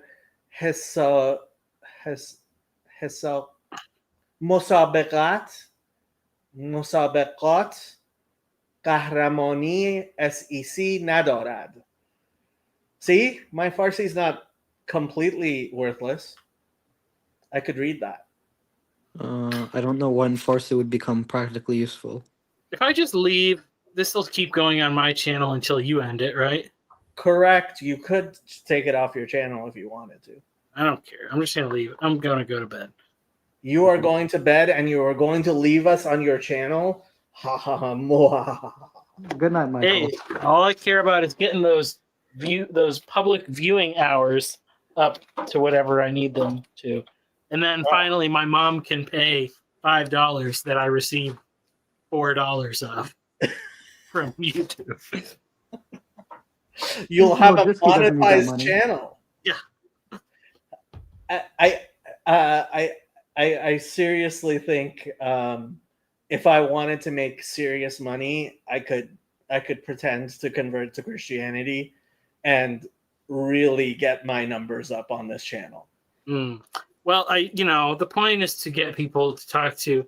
I'm putting a name in the private talk, the private chat of the person that I am supposed to have a conversation with. So that I think will help me with my.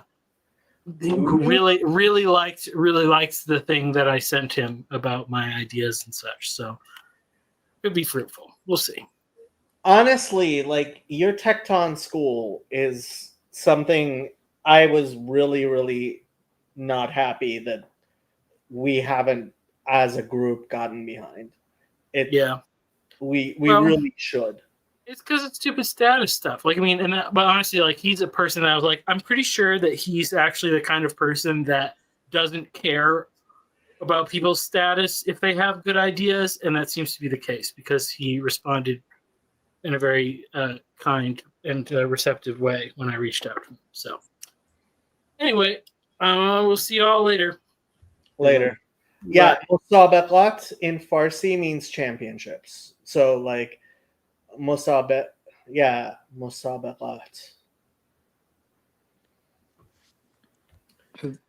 Did you grow up speaking Farsi? Yeah. Well, I lived in Iran until I was 6. yeah, I mean, but your parents. I thought your parents were religious, so I thought they might speak like Hebrew or Judeo-Arabic or whatever. Or I think is it term Ladino, Ladino, which is like a mix of Hebrew and Spanish, like amongst the Sephardic Jews. My father's family spoke a version of Aramaic, but that was my father's family.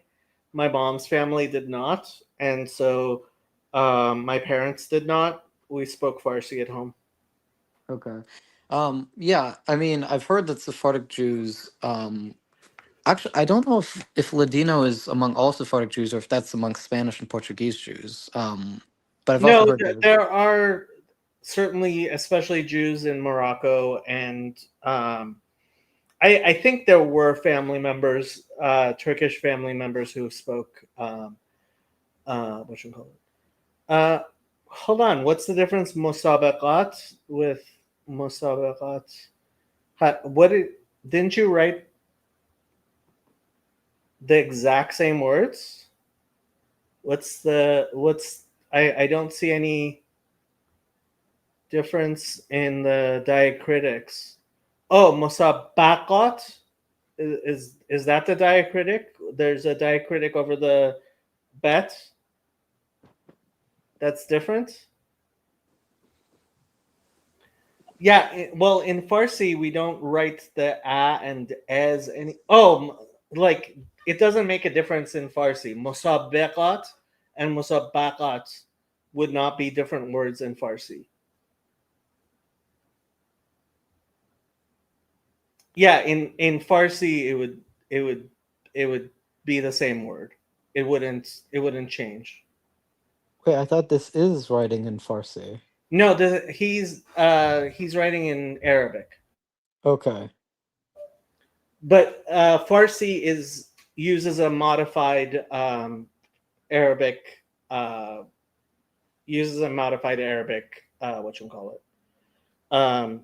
alphabet. Yeah, Adam knows Arabic, not Farsi. Do people who speak Farsi know how to speak Arabic and vice versa? No, they're very different languages. They're very, very different languages. It's just Farsi has been heavily influenced by Arabic, and frankly, I think Arabic has been very much influenced by Farsi. But they're completely different language families. Okay, because so it's not even like Spanish and Portuguese where it's like similar, but some differences. No, like these like it seems like No, similar things. it's like Spanish and English. Okay. Yeah. In fact, I mean, so it's farther away than Spanish and English, actually. Okay, so it's more like what would that be like Russian and Swahili? Maybe. Yeah, Farsi is the same language group as so Indo-European languages are so Indo-European, so German, English, and the fact is even Latin and Spanish, like they're all similar languages. The Semitic language group is completely different. Um, so it's kind of like English and Hebrew. Yeah. And the Indian languages did they're also their own family group? No, so Indo-European languages. We can actually look language families. Family tree. Where is a good?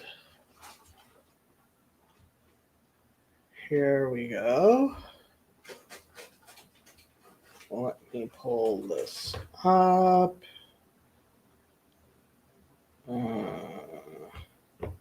So, language family groups. You have Indo-Iranian, Indo-European languages. Is all of that green? Like the where it goes through India, Iran, most of Europe, right? That's one family language. And then Afro-Asiatic, that's like Semitic languages, is the orange. And Turkic is the gray. Yeah, and then I guess the dark green is like Hungarian. And you have the at the south of India you have Dravidian. Right. That's yeah, and that's its own language thing. Let me see what, and I guess in the Caucasus there's a bunch of strange languages there. But what is that dark green?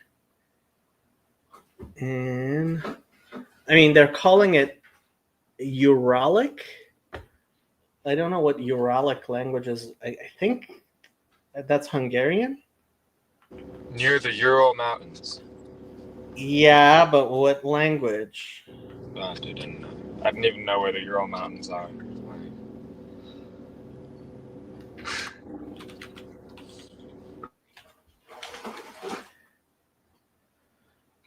Uralic. Yeah, Hungarian, Finnish, and Estonian.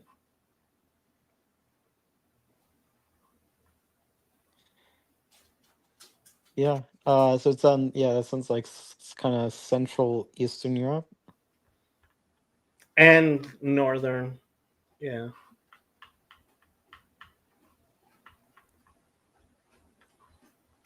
So those are the various languages. Oh, here, Useful Charts made a useful chart language family chart.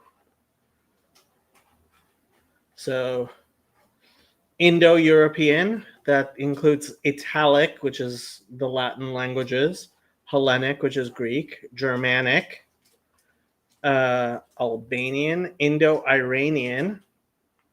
So that includes Farsi, which is what I speak, and various types of Hindi and Urdu. And then there's the Semitic languages, which includes Syrian and Aramaic and Arabic. And Hebrew? Yep, and Hebrew. And then Uralic, I guess, is Hungarian, Finnish, Estonian. And then the Turkic languages. Yep, those are the major language groups. Have you? It seems like you've always had I mean, I don't know if you've always had an interest in language, but I mean, given the fact that you teach so much Hebrew on this channel, I mean, is this like a hobby of yours, or you Yep. studied this in school? Well, I mean, I speak a bunch of languages and always have. That's kind of, I mean, growing up. So I spoke Farsi. I learned Turkish, but I forgot it. I learned English, and then I learned Spanish, and then I learned Hebrew, and then I learned Aramaic. So I see. So, is there a reason, or is it just second nature? it's been useful, but yeah, I always had a thing for languages, and it's useful. It's the most useful skill I ever got was languages. Um, I speak English. you have interesting things like suffer and the word for cactus in Hebrew. I can't seem to remember the word. That is, if you believe the Aleph Mem Shin theory. I have no idea what you're talking about. I have no idea what you're talking about either. A lot of the words in modern Hebrew are directly imported from Arabic, though.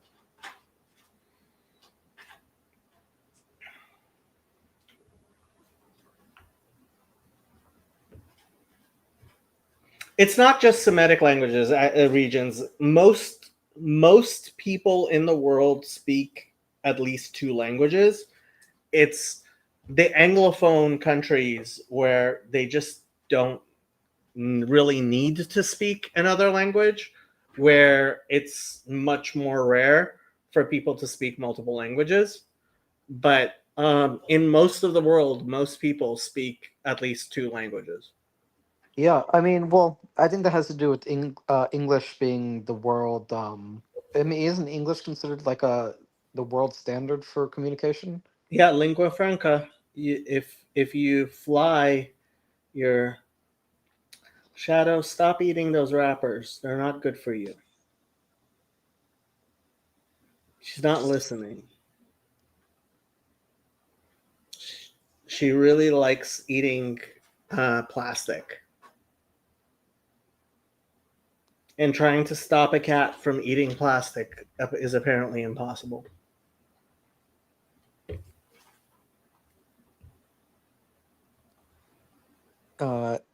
Yeah. Semitic languages kind of speak a lot of languages. I'm pretty sure. Well, let me ask you this: do they speak in Spanish-speaking countries and in China, where like Mandarin and Spanish are both also major world languages? Do they also speak mostly one language? No, Okay, because especially not in China. In China, that's part of China's problem. Is most people speak so many different languages. That's why they can't create an alphabet. Something to do with samech bet resh. So the word for suffer. Oh, sabr sort of connects to that root. Yeah. So in Arabic, sabr means patience, as it does in Farsi. But in Hebrew, savar means to reason or to think. And sabra is the word for cactus, a native cactus of Israel, which is what they call native Israelis, sabra. That's why the hummus brand is called sabra. I am going to go see if I can find my phone. I will be right back. Andrew. Okay, you're driving, so.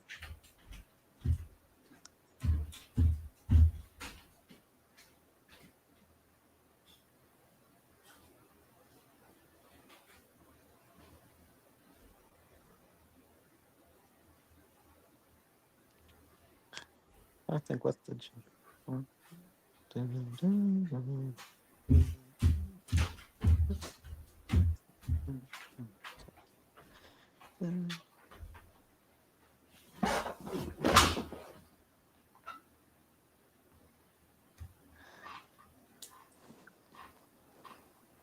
Yeah. Um. So what were you saying that the Israeli hummus brand is called Sabra because it's a word for native Israelis? Yeah, Sabra. Sabra. Is that like considered derogatory or just like a regular? No, it's not derogatory. Okay. Because earlier, Mike was it not Michael? David was saying something about he calling his wife Shiksa, and I heard that that's considered racist. What Um, is? he said he called his wife Shiksa. Well, the word shiksa comes from the word shegetz, which means disgusting. Okay, so that's racist. I mean, it's one of the actual few words like that we have for people who aren't Jewish, which is actually technically a bad word, as opposed to most of the words. Like the word goy is not actually doesn't even have a bad denotation. It just has somewhat of a bad connotation the way a lot of people use it. But the word shagets, which is the masculine, most people don't know of shiksa, which is very commonly known. Um, that actually has a denotation that is bad. Yeah, which is interesting because I thought Jews were the least racist people. There we are. That's for sure. Anyone following the plane crash story? I heard about this, like in India. Apparently, one person walked away from the plane with minor injuries. No explanation. Yeah, I saw in the news there was something about some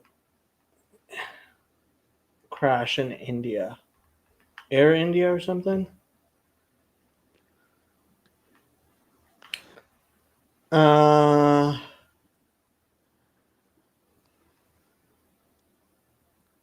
I have no idea what the plane crash story is.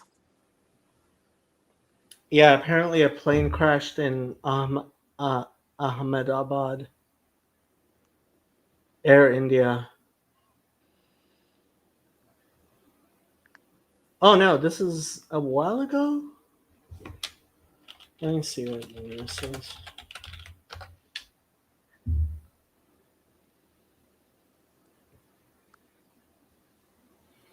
Plane carrying 242 people crashes in India. Only one person survives. 242 people died. Wow. 41 people died. How long ago was this? Um,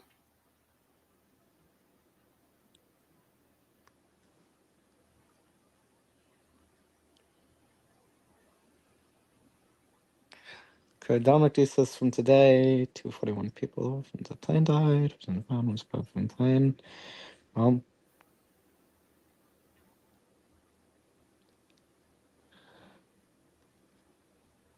wow, he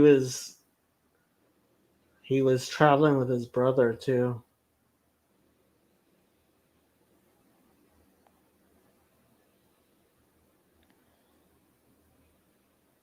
Okay, that I'm interesting. 18 hours ago. And was this in India? Yeah. Ahmedabad. Yeah.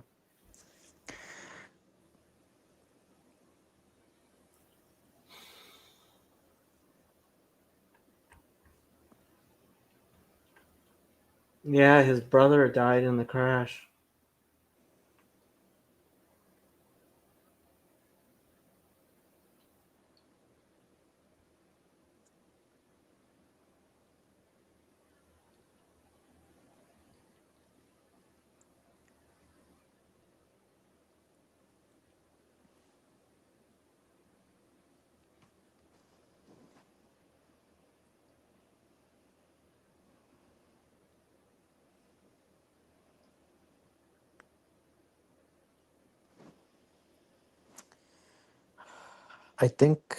I wonder if the families are going to launch some sort of class action. I don't see how they could. Class action. What was that, Andrew? No, Andrew's gone. Yeah, that's a lot of carnage. Doesn't seem. Hello. Hello, yes, Hey, Andrew. let's go. Let's go, dude. I was so worried for a second there. What are you worried about? I was so worried. I was gone from the stream. What can I do? You know? I don't know. What could you do? And Andrew, there's Yeah. background noise.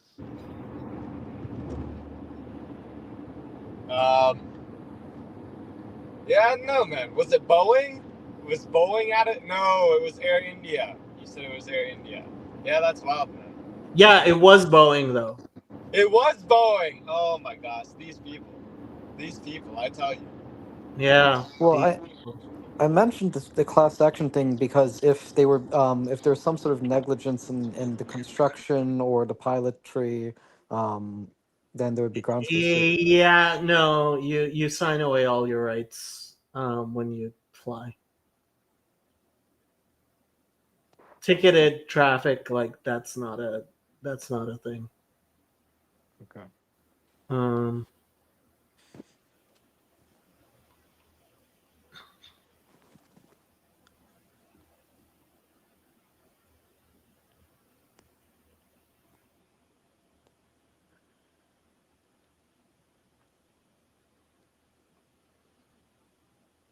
Eric tweeted, the U.S. has every right to step away, but if Israel alone frees the Persians from the mullahs, that's not going to happen. And it's the region world of a malignant thermonuclear theocracy.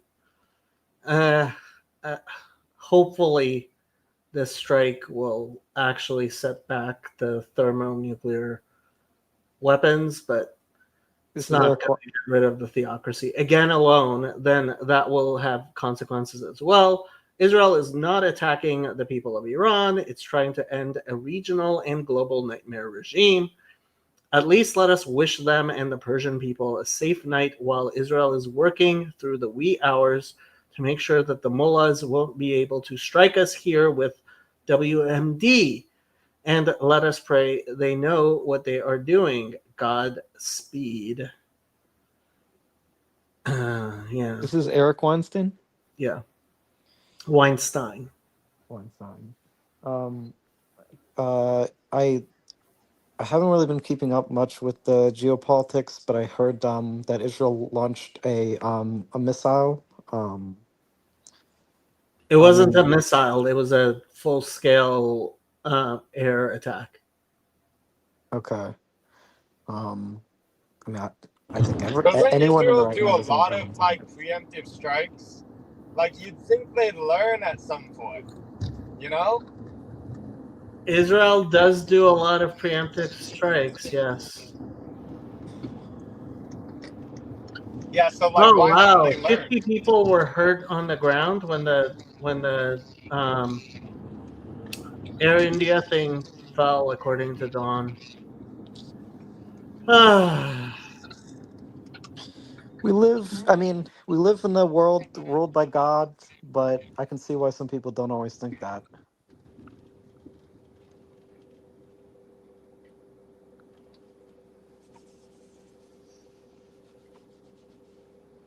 Oh my gosh.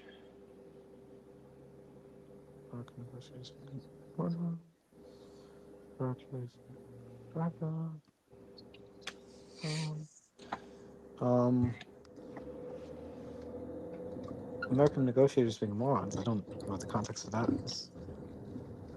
South Coast. Well, I don't know if the American negotiators were being morons, but and frankly, there's no way Israel would have done this without permission from the United States. So, yeah, and frankly, the Saudis. I'm sure the Saudis were involved. Well, if Don McD is, are you talking about the Iran nuclear deal? Because I thought Trump ended that. He did, but they are negotiating currently. Okay. Well, I don't think the Trump administration. I mean, I have more faith in the Trump administration to think than morons.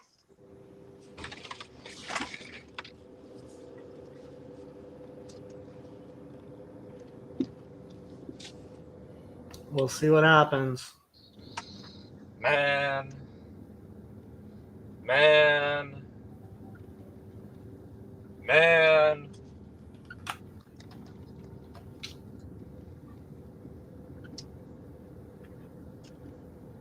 That's wild. So, like, what's going on with Syria? Like, how's that thing going? You know, Good question. Are they at Civil War Part 73 or? No, apparently this new guy is trying to actually make things work, and we'll see. And we'll see.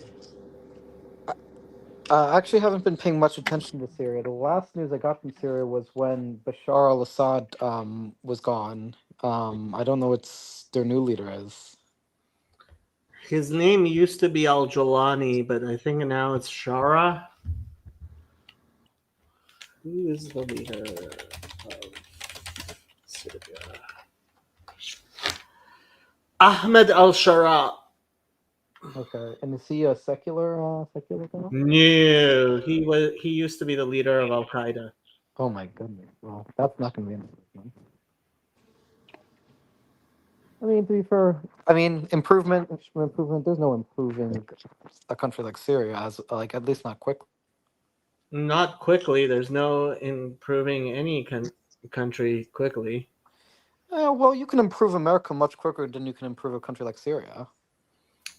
I'm not so sure about that.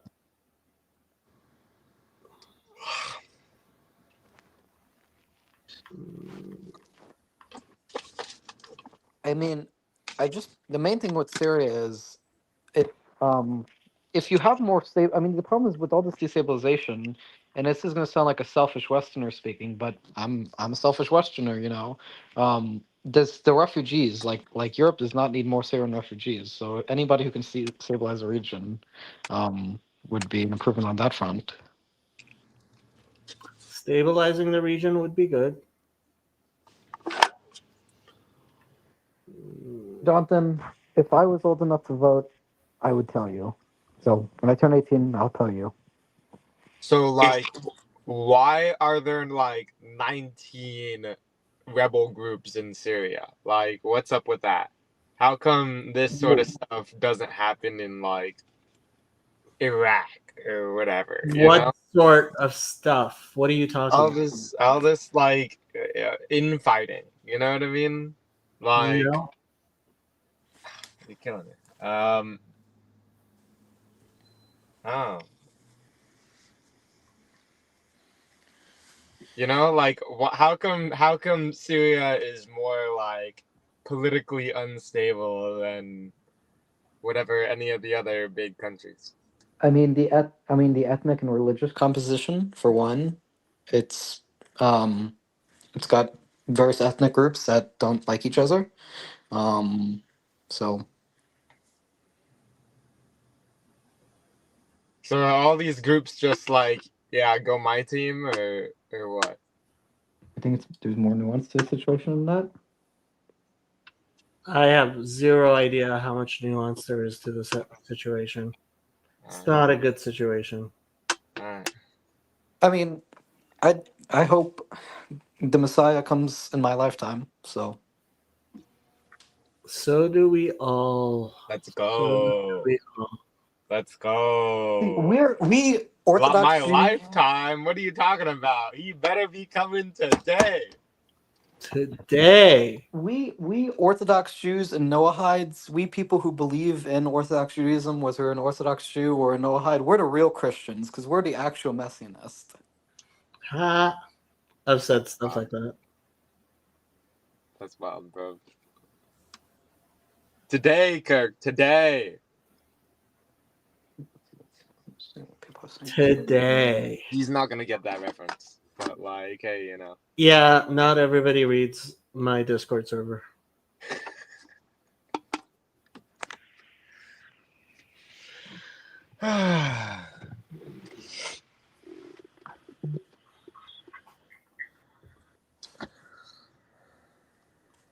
When is CRC Synod starting? Don't look at me. Friday, June the 13th, 5:15 a.m. is the Friday session. And then Saturday, June 14th. The only one I know in the community is who are the members in the community other than Paul Van, like, cause I thought Paul Vanderklee is part of the CRC, but he's the only one I know of in the community at least. Well, I mean, most of the thing is CRC, so yeah. What else? Yeah. I'm going nuts. I'm sorry. Like, Why are you going nuts? yeah. Don't worry. You know, It's the last day of the week. You know what I mean? Like, we just get through this shift, and then like we're big chilling. Big chilling. We're here, huge chilling actually. Huge chilling. Yeah. you know, during times like these, I like to listen to Leonard Cohen music. Do you like listening to Leonard Cohen music during times like these, Jacob? Not necessarily during times like these. Although, You Want It Darker comes to mind. Yeah, I mean, there's a good healthy time for Leonard Cohen's um, more emotional side. What's your favorite Leonard Cohen song? You Want It Darker is a Leonard Cohen song, isn't it? Yeah. Is it your favorite? It is a Leonard One Cohen of my song. favorites, yeah. Okay. How about you, Andrew? I don't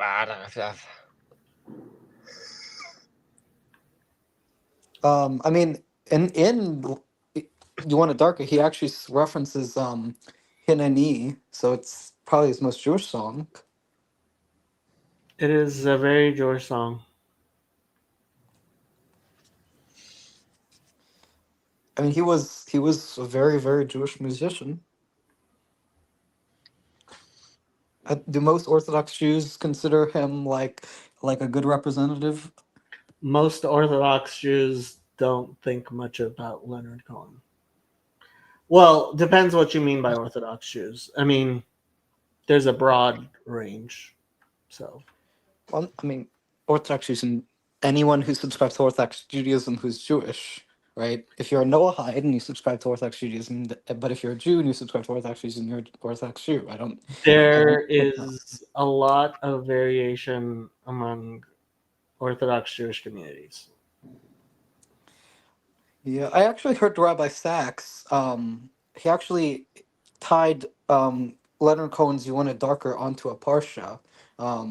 That's actually, I think, where I heard of the song was Rabbi Sachs. Okay. Yeah. He mentioned the song, and I went to looked it up. If I remember correctly. Yeah. I mean, I first got into Leonard Cohen through Hallelujah because that's his most famous song. But I've listened to Who by Fire, Dance Me to the End of Love, Suzanne, Famous Blue Raincoat, and You Want It Darker. Those are the only Leonard Cohen songs that I remember. But I mean, all of his music, well, actually, I don't think very highly of Suzanne or Famous Blue Raincoat, but You Want It Darker and Hallelujah are definitely pretty good songs.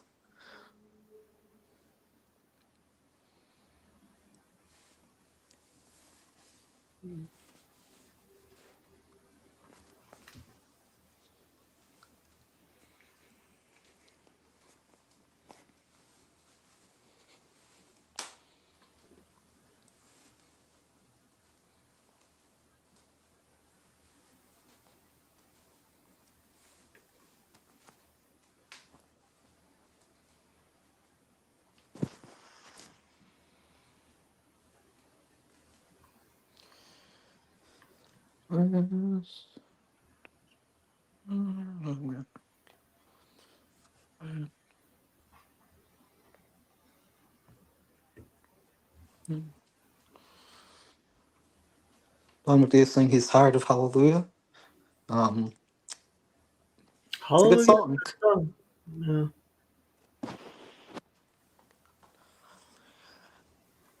Where's here? Are you back in Tennessee? Well, StreamYard was having problems earlier today. I mean, it seems. Yeah, I don't know what's been going on with StreamYard because I don't remember you having stream difficulties like this before. No, StreamYard was having problems today. It was actually Google Cloud was having problems, so lots of websites were having problems. Okay, but it hasn't bugged out on you like seriously before. Oh, by the way, bye, Andrew. Nope. Um, New house in Colorado? I should probably be making plans for the wedding. I haven't made plans for the wedding. I'm bringing Happy with me. whose wedding? Jason.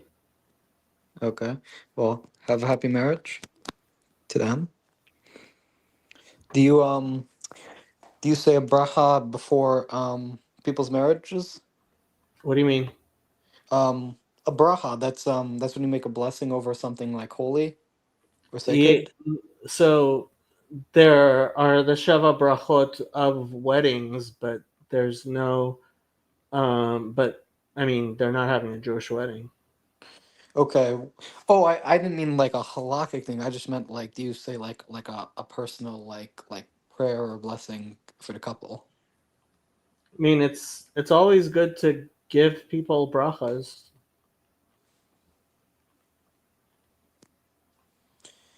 I'm treats he's trying to join for a bit. I'm working, but my help is him out. Thank you, Kirk. Oh, yeah, I've been happy. You're welcome.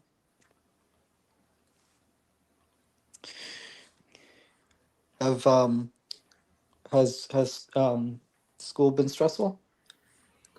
Not stressful. Okay. It is what it is. School. Hopefully it will be over soon. I Sooner mean, rather than later. I don't think many people like school. Some people very much like school. Did you like school growing up? Kind of. Yeah. I mean, I think I like school way too much. I've definitely taken way too many classes. Yeah. I mean, life is what it is. Life's been well. I mean, the only somewhat exciting thing is my pool's almost built. So there's that. Pretty soon I'll be able to swim in my own property. Nice. Um, I just look at the world and I think to myself, what's going on? Um, do you do you consider yourself an introverted or extroverted person? That's really interesting. I thought initially of myself kind of being extroverted, but um, I don't know where Jordan Peterson got his definition of an extrovert being somebody who gains energy from being around other people, but that's definitely not me. I find it very exhausting to hang around with other people. Yeah, I mean, is introvert extrovert like an actual psychological term that like actual psychologists use, or is it just like a folk psychology term? No, there were. I mean, what's the name? Was it Myers Briggs? There were personality tests which tested for introversion and extroversion, but I don't know what the actual definition of.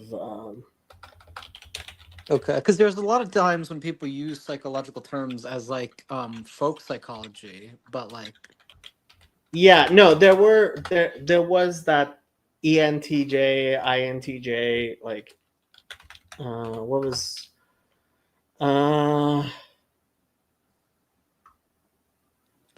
Jickin in the chat is saying that Jung had a whole thing about extroverts and introverts, but Peterson's use mentions doesn't seem to be present in Jung as far as I know. Well, Peterson isn't just Yeah, like Myers Briggs is the personality test. okay.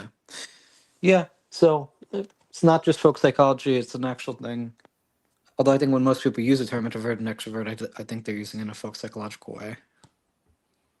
Yeah. Are you anti folk psychology? I think there's been a lot of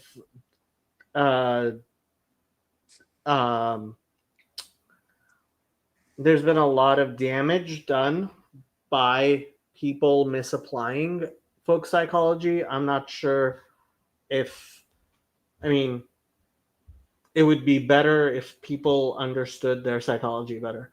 So this is what Grok says. Introversion and extroversion are personality traits describing how individuals interact with social and internal worlds.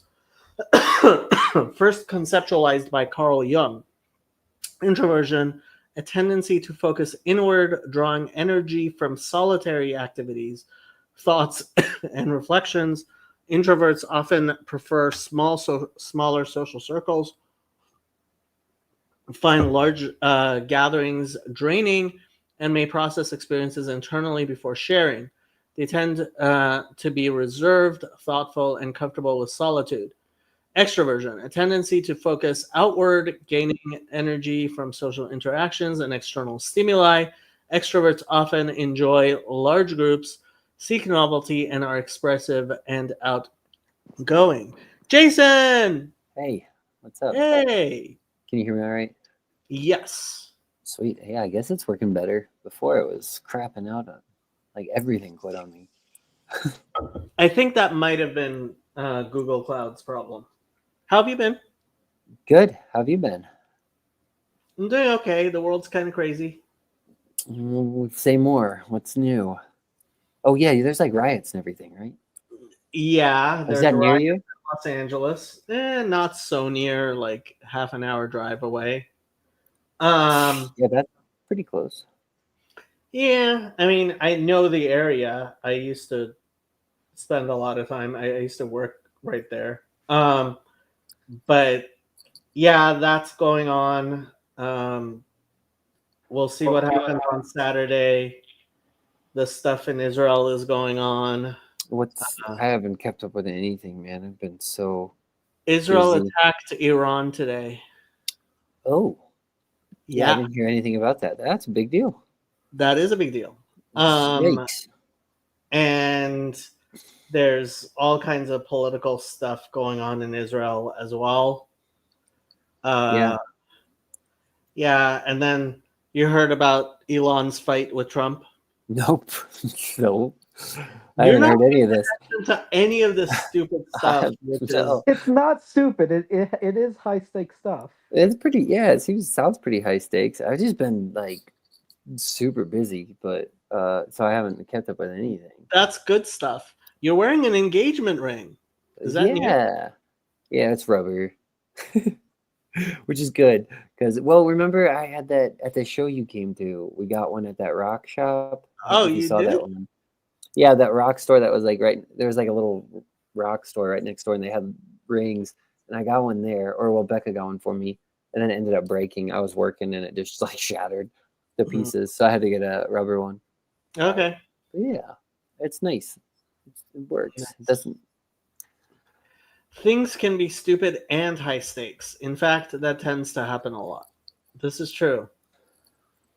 Yeah. I mean, Jacob, do you blame atheists for using the problem of evil as a reason to be atheist? I don't blame them if they're serious about it. Heather MacDonald does, and if they're serious about it, that's between them and God.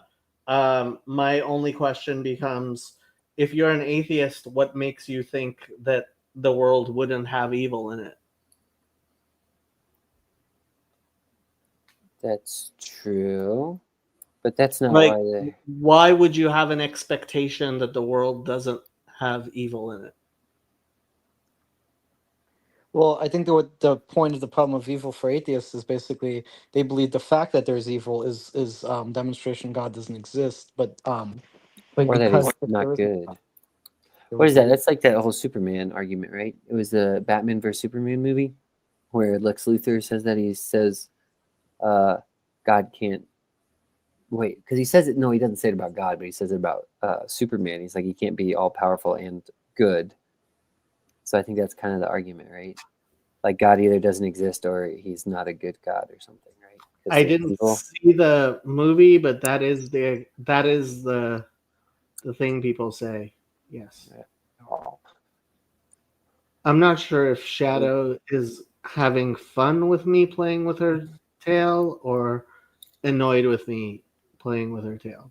I mean, So if you think she might be annoyed, I would just leave her alone.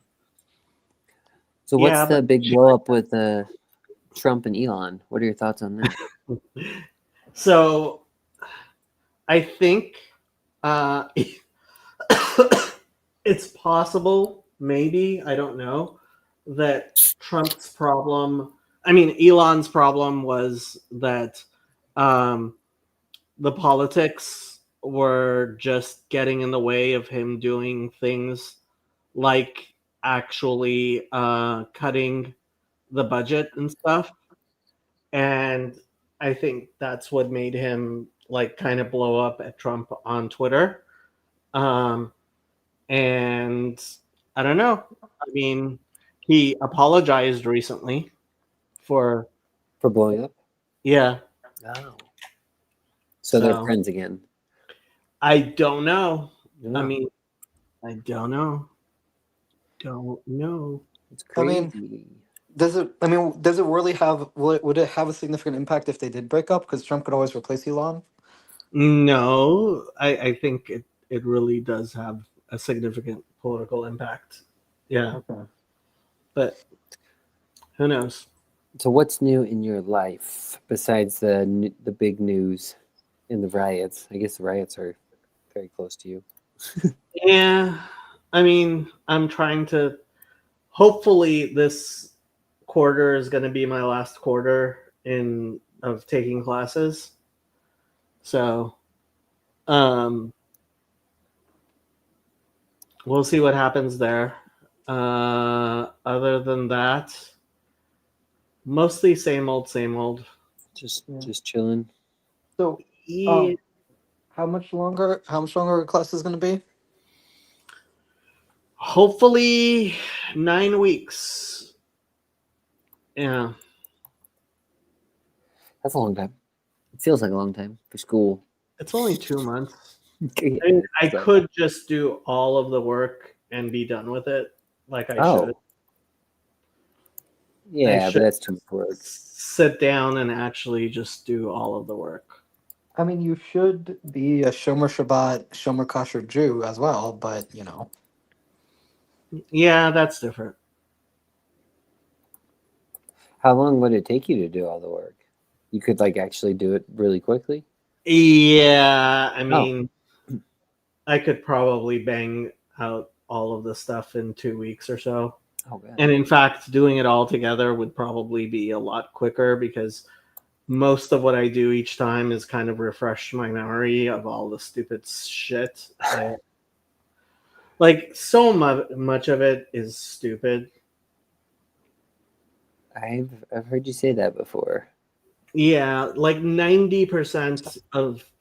So today they had. So, you know Benjamin Boyce? Yeah, I know the name. I mean, I would probably know if I had more context. So his wife was going through a master's degree in psychology, and she ended up leaving that, but she's involved in what's called the Open Therapy Institute, which Benjamin Boyce did a video about, and they're kind of trying to like have sane psychology without all the woke political bullshit. And they had a student group today, which I participated in, and like out of the, so it was just a few of us, but I was actually the one who had anticipated the craziness the most and still decided to do it.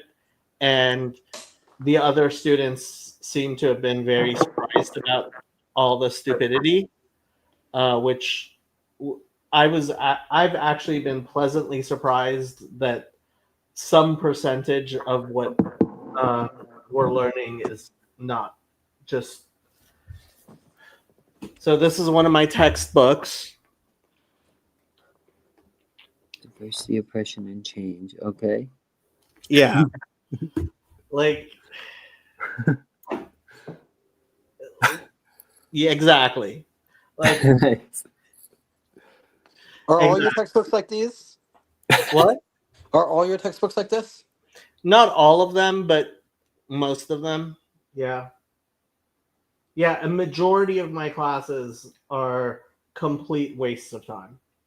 That sucks. That's just so hard to deal with. It's so hard to get through. Yeah. Especially when you're like me and not very good at dealing with bullshit. Yeah, that's the whole reason I didn't like school, is because everything I was learning was so uninteresting to me. Yeah. I mean, the thing with the education system is like, I think, I mean, this is just my opinion. It's not, I'm not saying this is like grounded in empirical data or anything, but I just like think that the school should teach what students are interested in, within the bounds of reason. But like, I actually think I was having a conversation with Father Erica about this a couple months ago. He was saying like he appreciates how like Piaget talking about like the activity of the child, but like I just don't like how the education system is structured, of like teaching children this without like gauging what will actually be useful for them in their personal lives. Yeah. I mean, the education system definitely should be more personalized than it is, especially younger. But it is what it is. I mean, I'm a supporter of school choice, which I think would solve some of these problems, but like, What where are you at in school, Kirk? so I'm finishing up high school, but I'm also doing the community college classes in the summer. Well, specifically now I'm doing the summer semester for the classes. So yeah, I mean, So it's your senior year? uh, so I mean, this is my junior year, but the thing with because I'm doing most of my classes, most of my schoolwork is transferred to the community college as a result of the dual enrollment program, and the community Yeah. college allows me to work at my own pace, so I can finish the classes quicker. So it sounds like it would be more longer than it is, but like I could actually finish up the classes in like 2 years worth in like 1 year if I like dedicate. Yeah, that's nice. That's weren't cool. you Do you know what homeschooled? you're going to? Wait, sorry. Go ahead, Jacob. I thought you were homeschooled, Kirk, weren't you? Oh no, I'm doing dual enrollment between the homeschool classes and then some classes for community college. But I'm saying the homeschool classes, they allow me to only take however many classes I need for community college, and then the rest of my credits will be at the community college, which the community college is at my pace, and so I said I could finish the classes quicker. Do you know what you're going to go to college for? I mean, I don't plan on getting a bachelor's. I just plan to get an associate's degree. I've talked about this with Jacob that I think I want to get a community college degree with which teaches me about statistics and math, so I can take the actuary exam, and then if I pass the actuary exam, I'll be able to be an actuary. What is that? I don't even know what that is. It's an incredibly difficult math exam. Whoa. Like if you pass it, it's a huge deal. I wish I had known about it and I had taken it when I was young. Yeah. But like if you pass the actuary exam, you can get a job, pretty good job, pretty well paying. What kind of job? Just some job in some sort of mathematics? As an actuary. So like Okay. actuaries are like they're statisticians, and Okay. they often work for insurance companies, but not just insurance companies. Gotcha. They do financial analysis and stuff. Yeah. And so, like, I think for a smart person, it's a great opportunity just to prove your capacities and your capability to do the math by taking the exam. And if you take the exam and you get the job, like, you're set. So That's nice. Yeah, it's a good life. So you like mathematics? Well, I mean, mathematics is fine. Like I mean, I'm not doing finance because I like mathematics. I'm doing it for the money, right? But like mathematics, I'm fine at it. I mean, it's not. If I had to choose between this and a non-math job that pays better, and I would have to take basically a similar amount of education, I would pick that. It's not a particular love for mathematics, but yeah, I'm decent at math. Yeah, some people hate it. I liked it at school. I actually enjoyed my math classes, but me too. yeah. Yeah, I didn't know about actuaries and the actuarial exam and stuff. If I did, I probably would have. Yeah, I've never even heard of that before. That's nice. Cool. Well, you can't be a Trinitarian if you're gonna get that job, right? I wonder, does Judaism have a teaching about how God uses math in creation? Because I've heard some Christian apologists use as evidence for God the Fibonacci sequence being common in cosmology. I don't know, does Judaism teach that God created the universe under mathematical plans? I don't think it's a specific teaching. I mean, this was something we were talking about privately, but like, I think people try way too hard to. I think people sometimes get themselves into trouble by trying to derive their theology from science or their science from theology, and I think that's a mistake. They're two very different disciplines, and it's a problem when the two disciplines appear to disagree, but a person should not compromise one discipline with the other. It causes all kinds of problems. Yeah, I mean, they're different disciplines. I mean, yeah, I'm just saying I've heard Christian apologists use this Fibonacci thing as like, but yeah, so it sounds like you're saying there's no like teaching specifically with regards to mathematics. There are definitely people who do stuff like that. I am not a fan. But within Judaism? There are Jews who do stuff like that. I don't think it's actually a Jewish thing, but there are Jews who do stuff like that. Especially like there are seminars and stuff in Israel which try to do like, I don't know if you've heard of the Bible codes. No. Like it's a very similar idea, which I am not a fan of at all. First of all, I think the Bible codes are somewhat statistically illiterate, but some people get very excited about them, and not going to throw too much water on top of it. But if you actually know your math, you realize that it's not as impressive as people make it sound. Yeah. I mean, I understand, like, it seems impressive that there's such order in the universe, but that's not why we believe in God.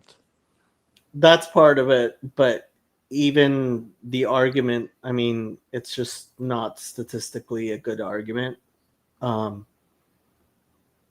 Most of the Bible codes, and from what I've seen, like the Fibonacci stuff, like, that's not a very good argument, in my opinion. But to each his own, if that floats your boat. Jason, when are we gonna do Bible study again? I don't know. We need to. I wish I could plan anything right now. There's too much other stuff. Yeah, going you're on. getting married. You're going on tour. Yeah. Gosh, I forgot about the tour. That's in like 2 weeks, I think. You're going touring again? Yeah. We have a tour this summer. So we, it's just been a lot. So we, to answer your question before, we're still in Colorado. We were like just right up the road, but then we bought a house. We closed thanks. We closed May 16th, but we moved in literally I think it was last week or last weekend. Last week we moved in, and then we Ethan's here. Ethan. It was just like we both frozen on my end. Did we lose Jason?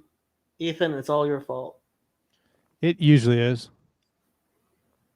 I didn't know you were Jewish. Okay, not Jason. That was a joke.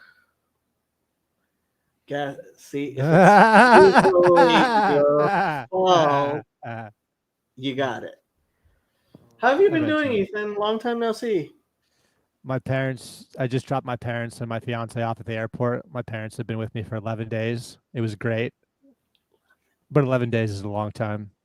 And I might be annoyed, but I still have a routine. And I'm so excited for my routine to return. Yeah, in Alaska. Your parents came to Alaska in June.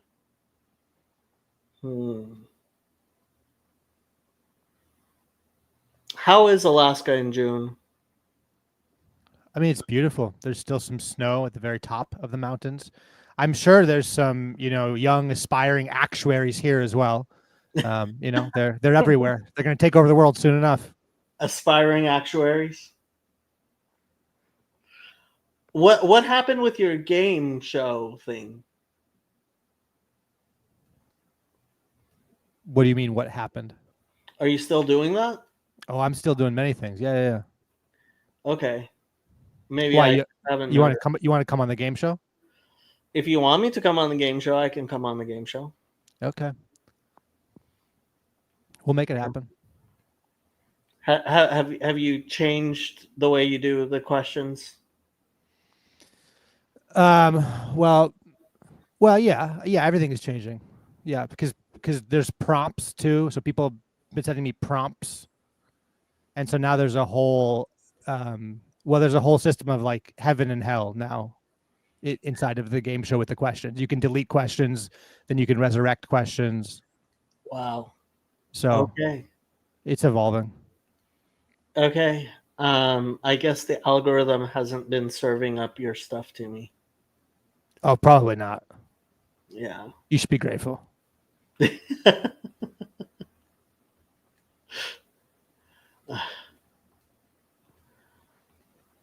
So what do you want to talk about, Ethan? Well, I just came on to just chat with y'all, but then Jason froze, and then Kirk got quiet, and here we are. I try to be quiet when someone else is talking because Jacob is not the fairest to me.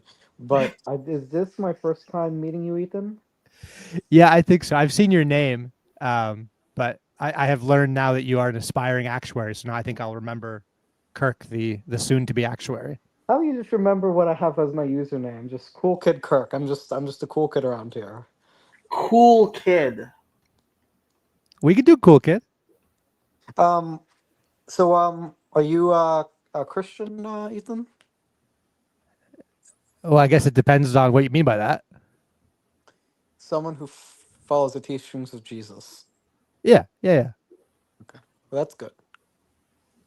Is it? In my opinion. Okay, then yeah. Tove.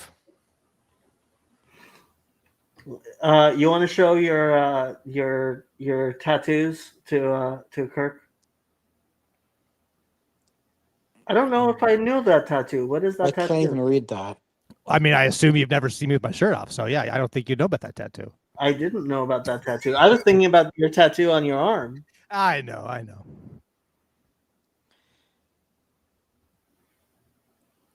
It's not really.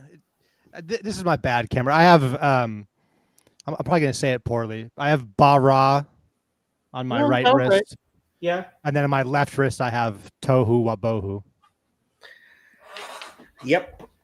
I know Tohu Bohu. Isn't that like order out of chaos? Nope. Tohu Okay. Vavohu is chaos and chaos in different ways. Yeah. Okay. I don't know. I think I've heard Jordan Peterson say it in his order and chaos lectures. That's why I got confused. Can I tell you how angry I was the year after I got these tattoos? And then Jordan Peterson came out talking about order and chaos. And then everybody thought I got these tattoos because of Jordan Peterson. And no one will believe me that I got him before. It's an impossible feat now. I totally believe that you got them before, but I also assumed that it had something to do with Peterson. No, it was this evangelical pastor who got in trouble and moved to Los Angeles named Rob Bell. That's kind of familiar, Rod Bell. I don't remember exactly what I remember about Rob Bell, but yeah. I mean, he was a megachurch pastor. He wrote a book about hell. All of the evangelicals turned on him because he was writing about old views on hell from the church fathers. So then he went on Oprah and moved to LA. That was a great story. Really long time ago. Oprah hasn't been on for like 20 years. Well, this was like her Soul Sundays. So it was Mm. like post Oprah television, but still kind of relevant or relevant enough in evangelical world for them to get angry and hate Oprah. What was he saying about heaven and hell that they got angry about? I mean, he was mainly just like questioning penal substitutionary atonement and teaching evangelicals about what like the old church fathers thought. I mean, he just was like, hey, there's these words and there's like more than one word that we translate as hell. Mm-hmm. So maybe we could like look at these words. Hey, you ever heard of Sheol? Let's talk about Sheol. And people didn't like that because then it breaks apart what we call systematic theology. It does. It does. Yeah. Yeah. N.T. Wright also gets into trouble because of his views on penal substitutionary atonement, I think. Yeah, I mean, Jacob likes to teach Christians Hebrew. I do like to teach Hebrew to whoever wants to learn Hebrew. William Branch is teaching me, but it's probably different than what you teach. Do you know William Branch? I mean, he comments a lot, and I've talked to him a little bit, and he watches the channel. I don't know that. I mean, he's like in the Messianic movement, if I remember correctly. Yeah. Yeah. I don't know that the Hebrew would be that different. I actually recommend, there's a website, Christians for Hebrew for Christians with the number 4. So it's Hebrew for Christians. It's a very good website, I think. Highly recommend it. What's William teaching you about Hebrew? He started a Substack and then posted lesson 1, and then I passed the oral exam this week, so he just posted lesson 2. But it's some kind of like phonetic system he created, or I shouldn't say created. So I'm memorizing words right now. Like, what words are you memorizing? Av, father. Yod. Yeah. Yod, hand. Rosh, head. Yad, hand. Yod. See, yeah. and my pronunciations are all wrong because I'm reading them on Substack and then trying to listen to his audio file. So I know that my pronunciations, but it's something. I'm learning something that's closer than nothing. Yeah. I've actually been considering redoing my Jonah videos because they're pretty old now. They're like a couple of years old now. And Jonah, the consensus is if you want to learn biblical Hebrew, the book of Jonah is a good place to start. Oh. Yeah. Like, here, let's. Is that Actually- Rabbi Mullet who teaches the Book of Jonah? He taught through the Book of Jonah. Yeah, he did. So let's be somewhat productive. Unless you don't feel like it. I mean, it's up to you. But why is that not showing? There it is. So, Book of Jonah. Where did it go? Jonah. Jonah is in the writings. Jonah. Why am I not seeing Jonah? It is in the writings, isn't it? I thought, no, I guess it's in the prophets. I did not realize Jonah was in the prophets. So, can you read that? Well, let me make it easier to read. You want to take the cancellations off because the cancellations are difficult. Can you read that? Read what? The Hebrew. No, I can't read any Hebrew. You can't read any Hebrew? No, he's not teaching me how to read Hebrew. I'm not exactly sure what he's teaching me, but I'm memorizing words. Okay. So this Okay. is not a good Hebrew teacher. Oh, I mean, so there's a channel, Aleph with Beth. Yeah, I saw where- that from Adam. Aleph with Beth is pretty good. She's like a professional language teacher, and yeah, I mean, where's my little thing? So, like, do you know the alphabet? No. You don't know the alphabet. I highly recommend learning the alphabet. So It's probably a good starting place. It is a very good starting place. So that's the alphabet, and these are the vowels. So, yeah, when I taught more Hebrew, I made these overlays. I forgot the Hebrew I learned. I remember the Hebrew I learned mostly.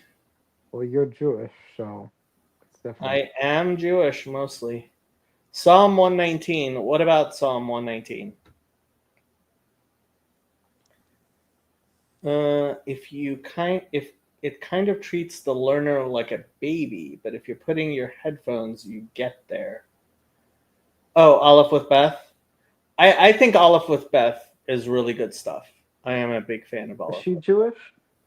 Nope, they are Christian missionaries in South America. Huh. Or Latin America. Yeah. And they had a baby. So, mazel tov. But her husband, Andrew, like, yeah, they make lots of videos, and he helps translate the Bible, and she's a linguist. So Do they have a big messianic movement in South America? yes, there's a lot of there's also like a lot of Noahites in South America. Psalm 119. So in Christian Bibles, usually Psalm 119, because it's an eightfold acrostic, will have. So the way they tell you that it's an eightfold acrostic is they will have the Hebrew letter for each of the 8 stanzas. So if you look at a King James Bible, so let's see, Bible Gateway. So here is Bible Gateway. Can you guys see that? You cannot see that. Now you can see that.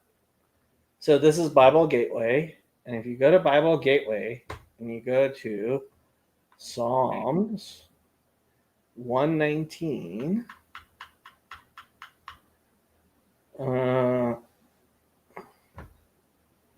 it will have each stanza with the Hebrew alphabet because it's an eightfold acrostic in the Hebrew.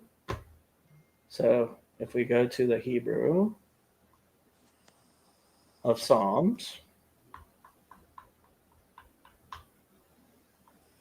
and go to Psalm 119, you will see that each verse starts with, so the first 8 verses start with Aleph, Ashrei Temimei Darech, Ashrei Notzrei, Af Lo, Ata, Achalai, Az, Odecha, Et, and then you get to verse 9, and it becomes Bameh, Bechol, Belibi, Baruch, Bisfatai, Bederech, Bepikudecha, Bechikotecha, right? So it all starts with Bet. And then verse 17, Gamol, Galenai, Ger Anochi, Garsa, Ga'arta, Gal, Gam, right? And then Dovka. So it's an acrostic because it starts with each letter of the alphabet. Is this the Lots only of book of acrostics the? in the Bible. Is this the only book of the Bible that's like that? Oh no, there's tons of acrostics all over the Bible. Famously, Eshet Chayil is an acrostic, which is the only way I memorized it. That's Proverbs 31, I guess. There's lots of acrostics all over the Bible. Okay. Yeah. But 119 is Psalm 119 is an 8-fold acrostic. That's why it's the longest chapter in the Bible. Because there's 22 letters and it's an 8-fold acrostic, so it's 176 verses. 100 and see, I can actually multiply 8 by 22. Wow. Are you proud of me? You're all good at math. Wait, did you ask if I'm proud of you? Yes, that was a joke.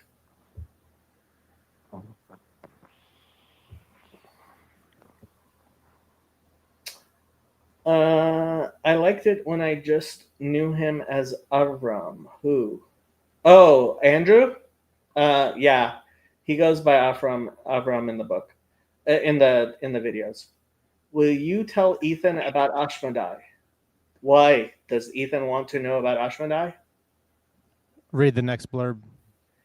David failed to mention Solomonic magic and Solomon's ring and Verm that builds the temple. And the Verm? There was a Verm? What's a Verm? Is this some sort of inside joke? No, I think Jason is very serious. I think he misspelled something. Yes, there is a worm, which the Shamir, yeah, he's thinking of the Shamir. So the temple, there are stones in the temple that it was not supposed to, they were not supposed to be broken with metal. So the Talmud says that there was a Shamir worm, which was used, which would eat through the stone. Is this like one of the worms from Dune? I don't think it was that big. Here, let's see what Rabbi Google has to say about the Shamir. Whoa. What is Rabbi Google? You don't know about Rabbi Google? You go to Google and you ask it about a Jewish subject and it tells you. Shamir worm. How long before there's a rabbi-only LLM or a rabbi-themed LLM? Does it already exist? It already exists, yes. Yes. In the Gemara, that's the Talmud, The shamir is a worm or a substance that had the power to cut through or disintegrate stone, iron, and diamond. Solomon is said to have used it. This is Rabbi Wikipedia. It in the temple building of the first temple in Jerusalem in place of cutting tools for the construction of Solomon's temple, which promoted peace. It was inappropriate to use tools that could also cause war and bloodshed. Referenced throughout the Talmud and Midrashim, the shamir was reputed to have existed in the time of Moses as one of the 10 wonders created in the eve of the first Sabbath, just before God finished creation. Moses reputedly used the shamir to engrave the stones of the priestly breastplate of the high priest of Israel. So that's Rabbi Wikipedia for you. Yeah. So is there some sort of like religious obligation to believe in the Agadic stuff in the Talmud? Not at all. Okay. Famously, Nachmanides during the Great Disputation of Barcelona, which isn't a bad play. It's on YouTube. The YouTube version from I think Chaim Maccabee wrote the YouTube play. I mean the play that is on YouTube, but he famously denied believing in the Agadah, and there's some debate over whether he was just simply saying that because he was in that great disputation, or whether he genuinely denied the believing in the Agadah. Yeah. I'm getting hungry. I think I've heard Rabbi Skobach lecture on this, and I think he said, that generally speaking, Agadic stories are not seen as like, you have to believe this or you're a heretic. They're definitely, like, Judaism doesn't have nearly the I mean, I call people heretics all the time, but I'm mostly joking. We don't have a lot of things, even the 13 principles of faith, which to some extent have become a like requirement within Orthodox Judaism. Even those it is somewhat controversial to say you must believe in them exactly. So yeah, I think Hezi actually was talking about that before with you, about how because Hezi always advocates for like a more like I don't know, modern version of Judaism, but like, and I think he's referenced that like even the 13 principles of faith are somewhat flexible in that they weren't accepted by everyone immediately. Well, there was definitely argument about whether or not I mean, it was controversial whether or not everyone must believe them exactly as they've been formulated is still somewhat debated, but generally, vast majority of Orthodoxy adheres to the 13 principles of faith. Yeah.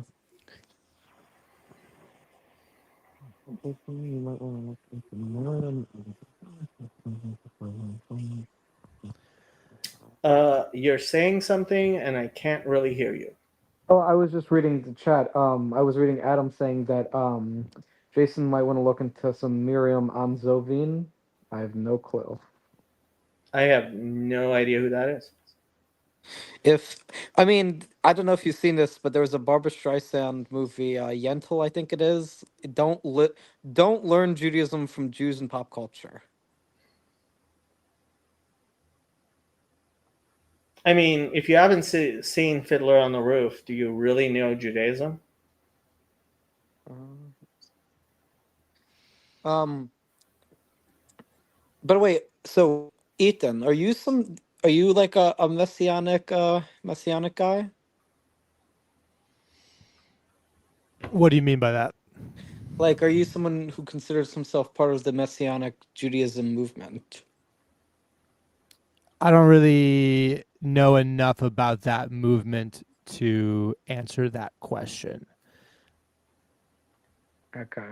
Because I mean, I understand the shape of Messianic Judaism. I have never attended a, I don't even know what you call it, Messianic Judaism, Judaic. I've never been to temple. I just call it a church.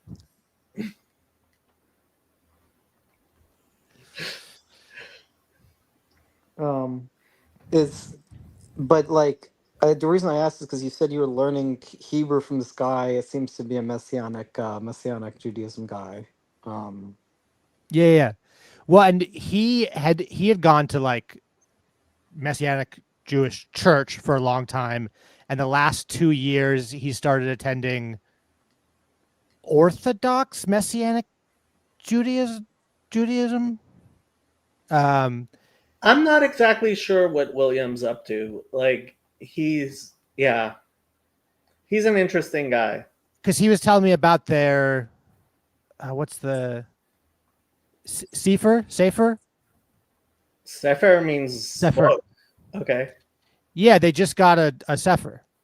A Sefer Torah. They just got a Sefer Torah. Yeah, there's like within the Messianic movement, there's a lot of argument and variety and various ideas. Some of them now call themselves Hebrew roots, and some of them are more or less happy with Paul of Tarsus. So the ones that are very anti-Paul tend. I'm not sure William's actually part of that, but He likes Paul. Okay, anti-Paul Christians have become more and more attempting to be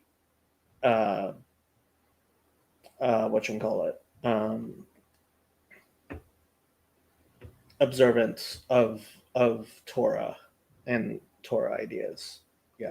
Yeah, which like, so I mean, you seem to like identify with Christianity then, and I was just curious if like you consider yourself part of like this like Judaism, Christianity merging in Messianic Judaism. Yes. Okay. I am deeply and overwhelmingly convinced that that Christians need to understand Judaism before they understand. Like I don't know how you talk about Jesus if you don't know how Jesus lived his life, and you can't know how Jesus lived his life if you don't understand some Judaism. I don't see how that like. I don't see how you can refute that logic, I guess. I would agree with you. Very much so. But what does Kirk think? Sorry, what does Cool Kid think? I think that you should watch Rabbi Tovia Singer. I thought you have, haven't you, Ethan? I know that name because I watched his conversation with Sam Tiedemann. Okay. Well, currently I'm very interested in Rabbi Schnee or Burton. Rabbi Burton is excellent. And I got to follow. So at some point I want to make an approach and see if I can have a conversation, but I don't know about what yet. So I'm working through his work and trusting that the Spirit of Hashem will tell me what I need to do. Wow, because his work is very high level Judaism. I have trouble following his stuff.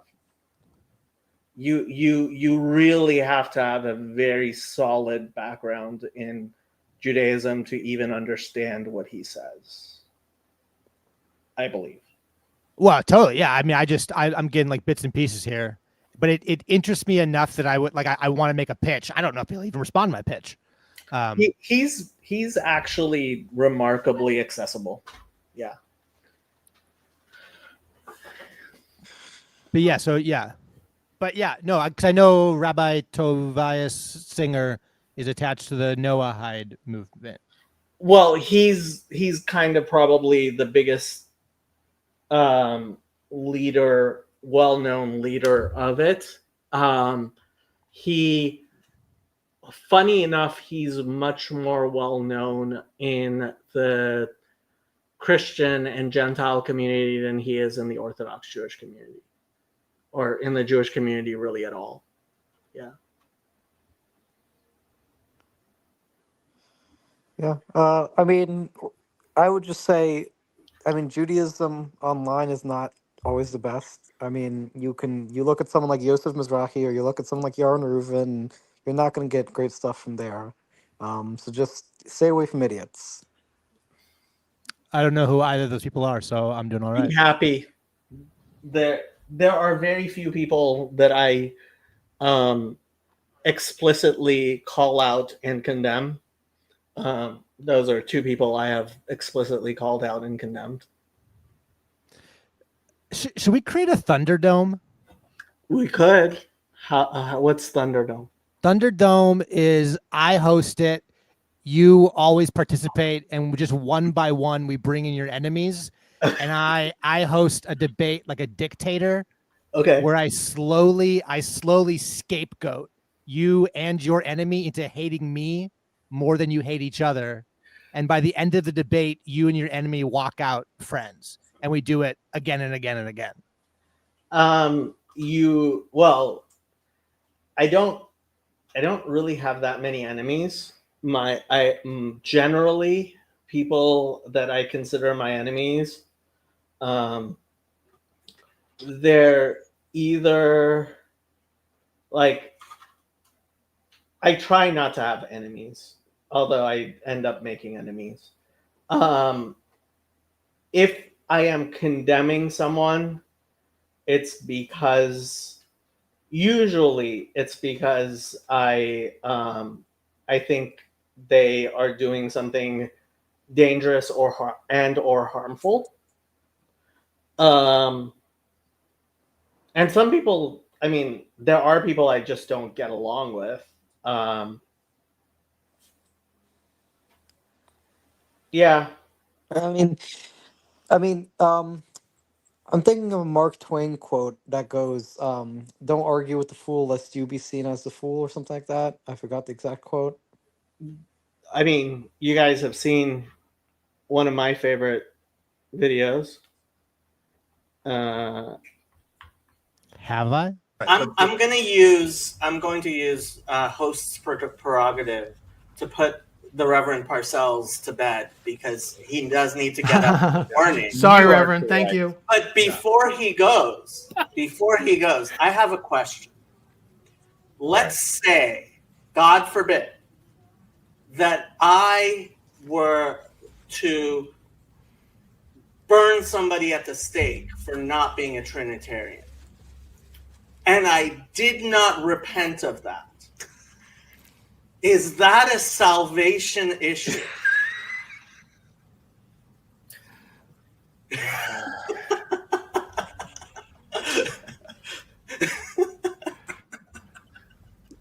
Sometimes Jacob takes that devil's advocate thing too far. There a proverb that says something like, "Don't answer a fool according to his folly." But there's a proverb that says, "Answer a fool according to his folly." There is. Exactly right. I'm going to leave it to you guys to determine, which of those was applicable in this situation as I go. So, but anyhow, good. Thank you, Reverend. Good to Thank chat you. with you all. Thank you. Good night.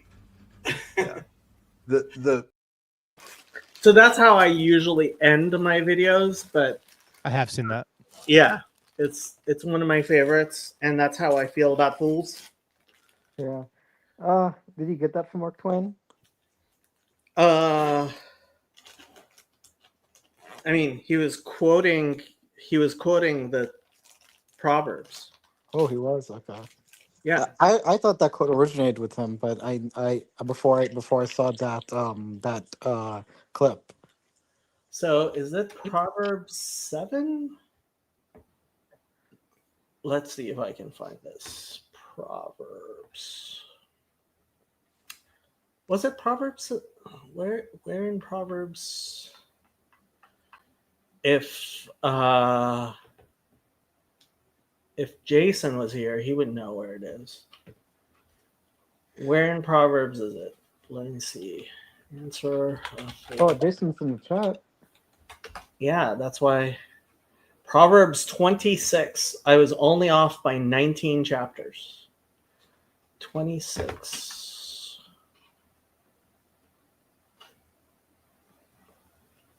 Answer not a fool according to his folly, lest you too be likened to him. Answer a fool according to his folly, lest he be wise in his own eyes, and you have assuming that you have no answer. So that's about answering a fool. Ethan, I hear some background noise. No, that's me. Okay. Whoa. Sorry, Ethan. It's Jacob's fault. He's crunching water bottles over there.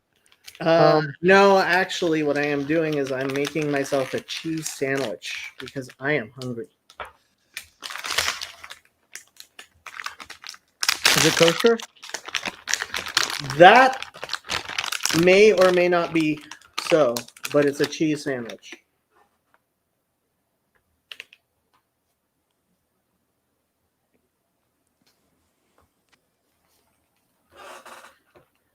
And I am hungry. Did you like Mark Twain growing up, Jacob? Or not growing up, but when you were like a young adult?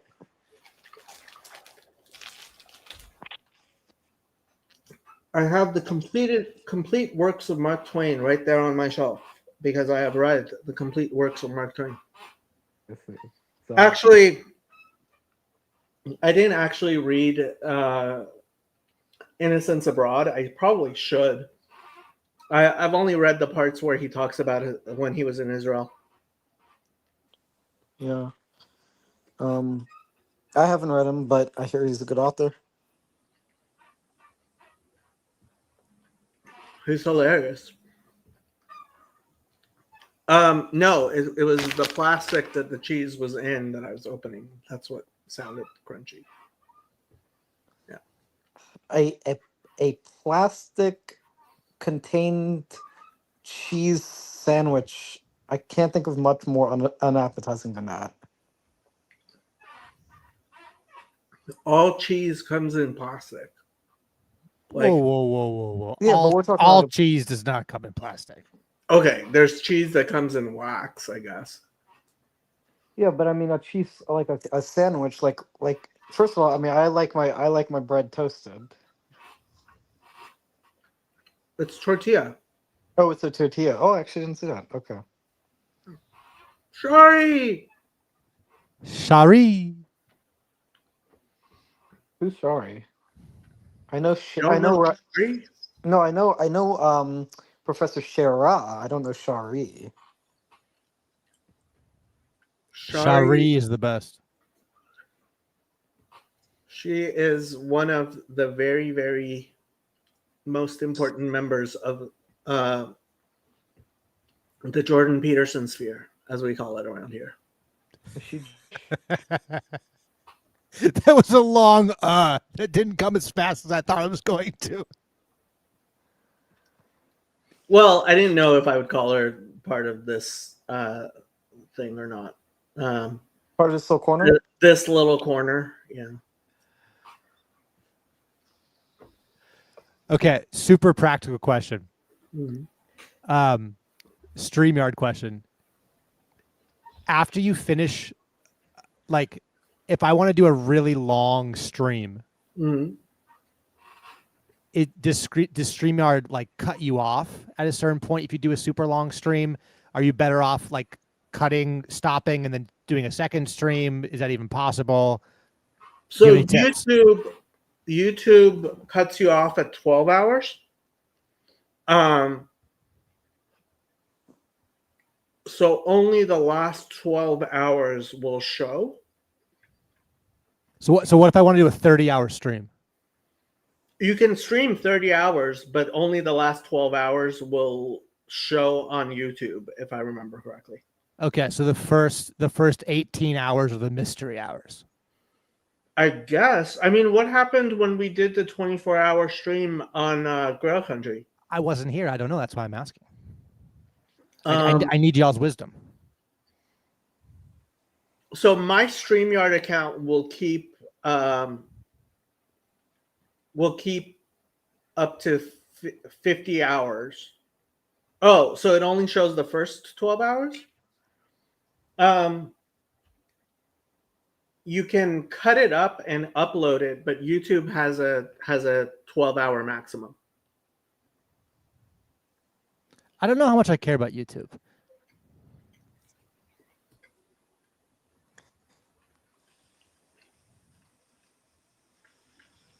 Okay. I Yeah, don't even know why I mean Grail Country did how long ago was this 24-hour stream? It was actually a tribute to my idea of when I talked to, like, I have for many years been trying to get us to just have 24-hour streams, like just going all the time. But we couldn't get enough people, and Lance finally made it happen on Grail Country, which I was very happy to support. But I'm gonna go for it Saturday. A 24-hour stream or a 30-hour stream. I got to beat Lance. I'm too competitive. It shouldn't be a competition, but that's my psychology. Deal with it. Well, or rebuke me. Is this going to be on your channel? What's the name of your channel? Ethan Kahi. Okay, and you're going to do a 30-hour stream on there? Yeah.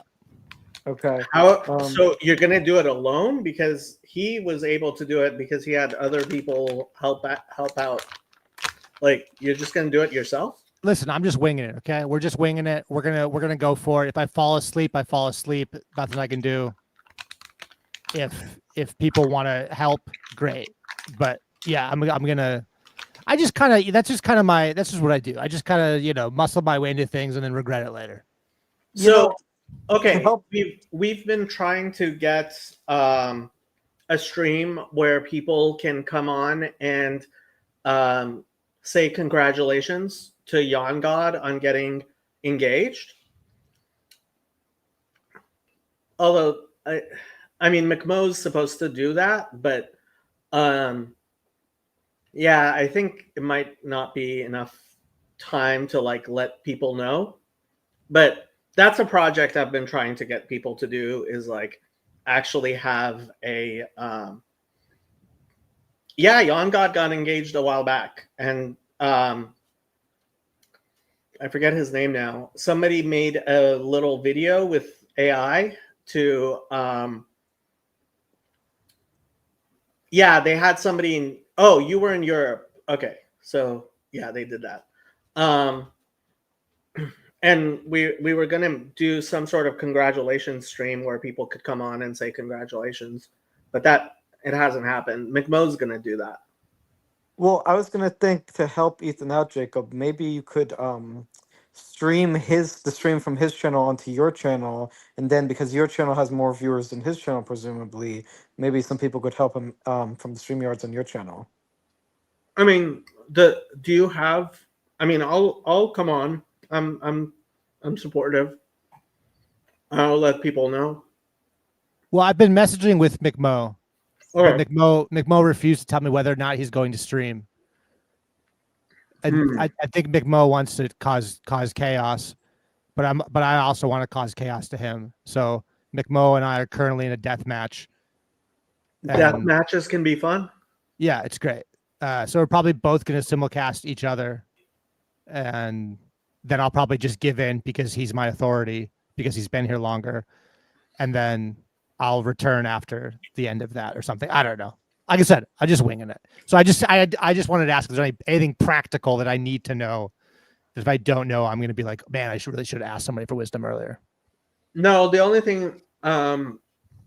So if nobody's taught you how to screen out porn bombers, you might want to do that. So basically, especially when you have a stream going for a while, but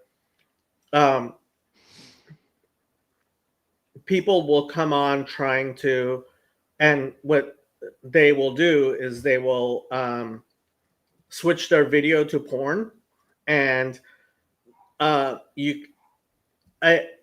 you had experience with anything like that?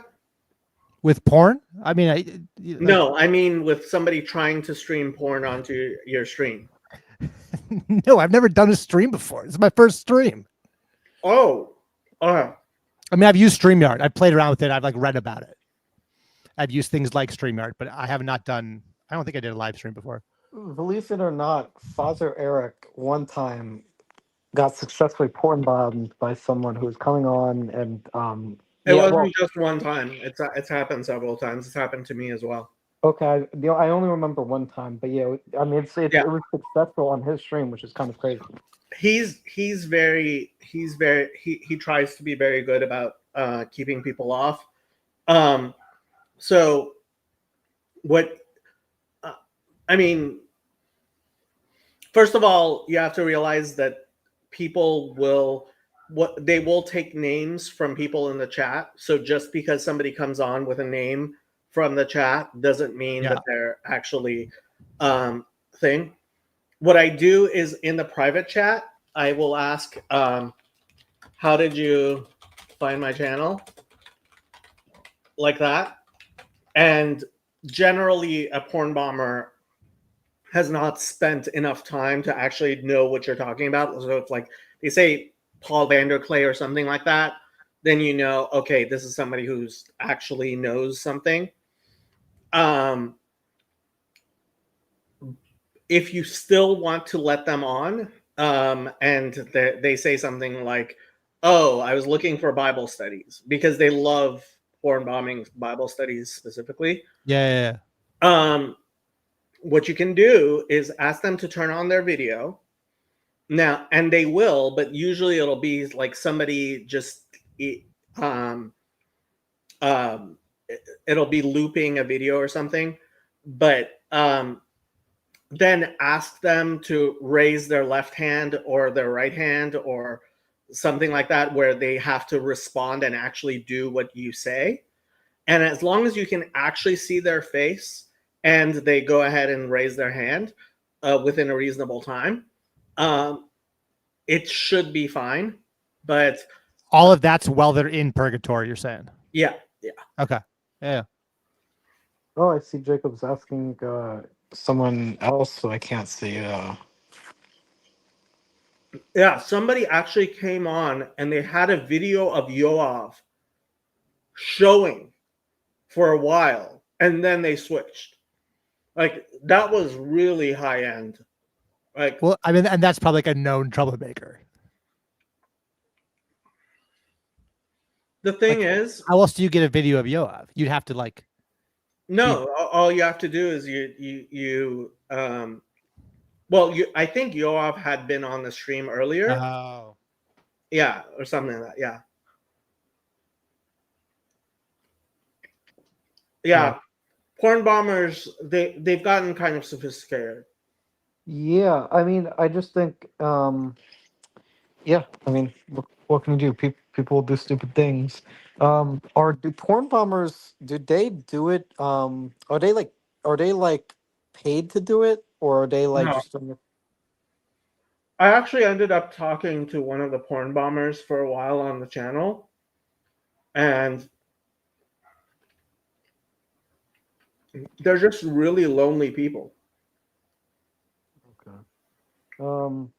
Is there someone backstage that I can't see now? No. Okay, because I saw. How did you find my channel? And yeah, that I was showing Ethan what I typed in the private chat. Okay, yeah, just making an example to show Ethan. Okay. Yeah.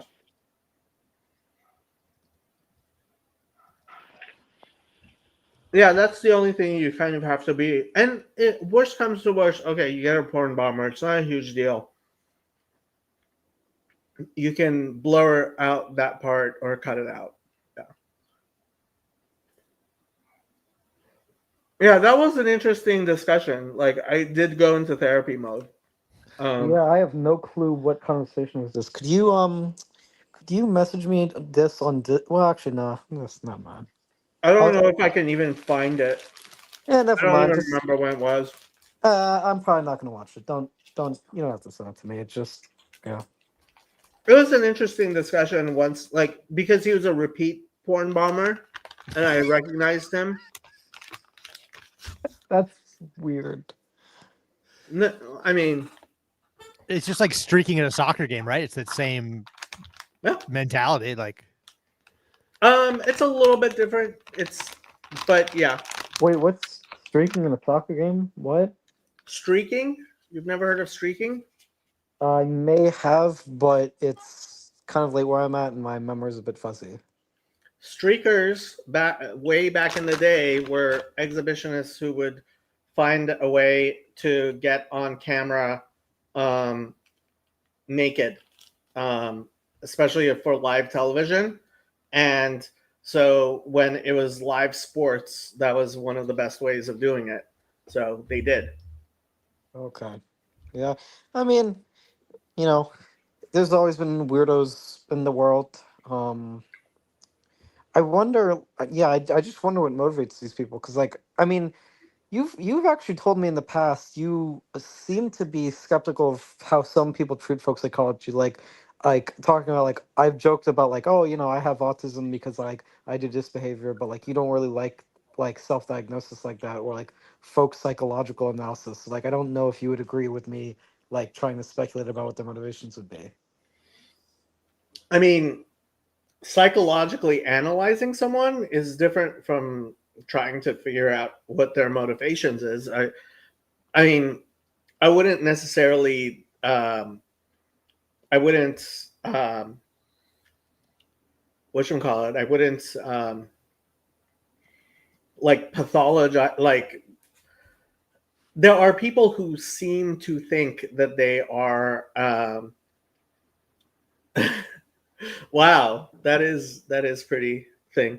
Like intellectual humility is a thing. It's an important thing.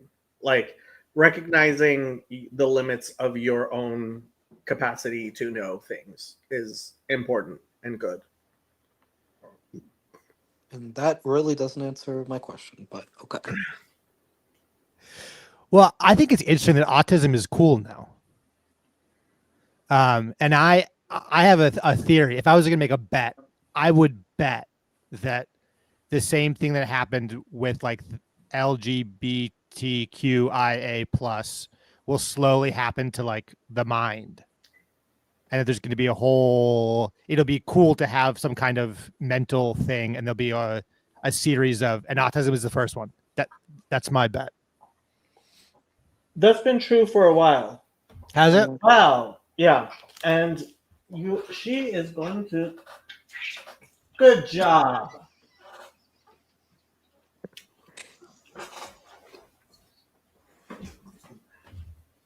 I just like to call them the alphabet. I just like to call them the alphabet group or the alphabet mafia. Did the cat just suck up liquid and then spit it all across the desk? No. She vomited. Oh, that was vomit. Yeah, and she's vomiting. I saw. Again. Oh, Shadow. She's been eating wrappers, which it's hard to stop a cat from having access to things. Are they cheese wrappers? No. She chews on all kinds of stuff, especially plastic.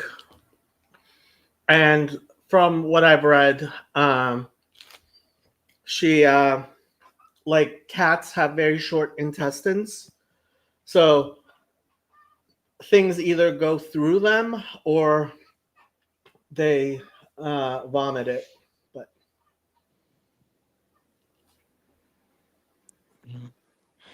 no, I think is she usually well behaved? Yeah. Okay. I mean, this isn't bad behavior. Yeah.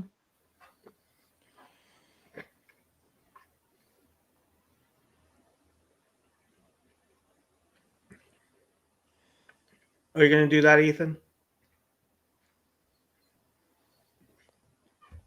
I mean, I do like birds. I have a bird app where I capture them. I have no clue what the context of this is. Is there actually a bird named red-rumped bush tyrant? He's talking about me. I wouldn't be surprised. I don't know how Jason's imagination got there, but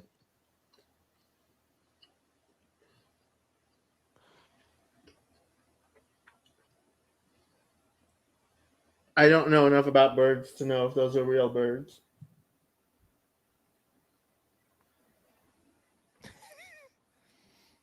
okay. Wait, memes in Jacob's Discord? Okay. Black-legged kittiwaki, horned puffin. I knew that. Yeah, I just got a puffin this weekend. It was great. Common myrrh. Yeah, the myrrhs just dive off rocks.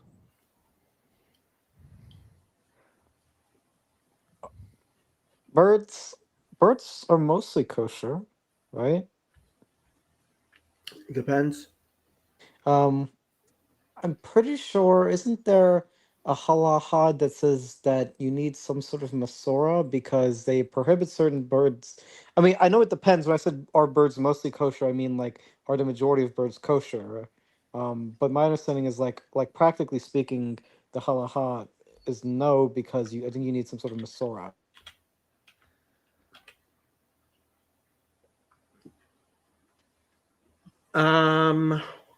Well, I'm not following Amjad Taha, so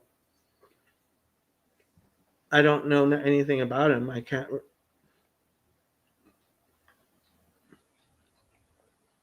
He's followed by a bunch of people. He has a lot of followers. I don't know what to tell you. Yeah, generally, I mean, whether a bird is kosher or not, it's, yeah. If it's not a chicken, it's probably not kosher. There's turkey, but like I heard there was some interesting debates about that back in the day. There are still people who don't eat turkey. Not a lot of them, but there are. Which is interesting because I think I heard that Israel has like the highest per capita turkey having in the world or something like that. Okay, that's interesting. I did not know that. Oh no, I just brought that up because it seems like most Jews do eat turkey. Most Jews do, including most Orthodox Jews. But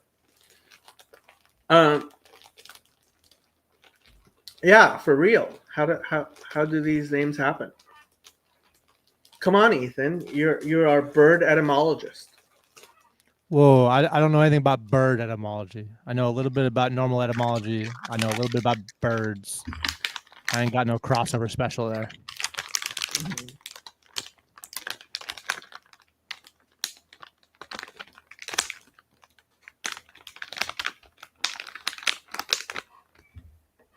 He makes these great long posts about Israel, quotes from the Bible and everything. Inspiring. I suspect Don McDee is being sarcastic. No. Right now, it's all war posts. I can see that. Okay. Well, I said I suspect he's being sarcastic. I didn't say he was. So what does it mean to say no? I don't suspect that.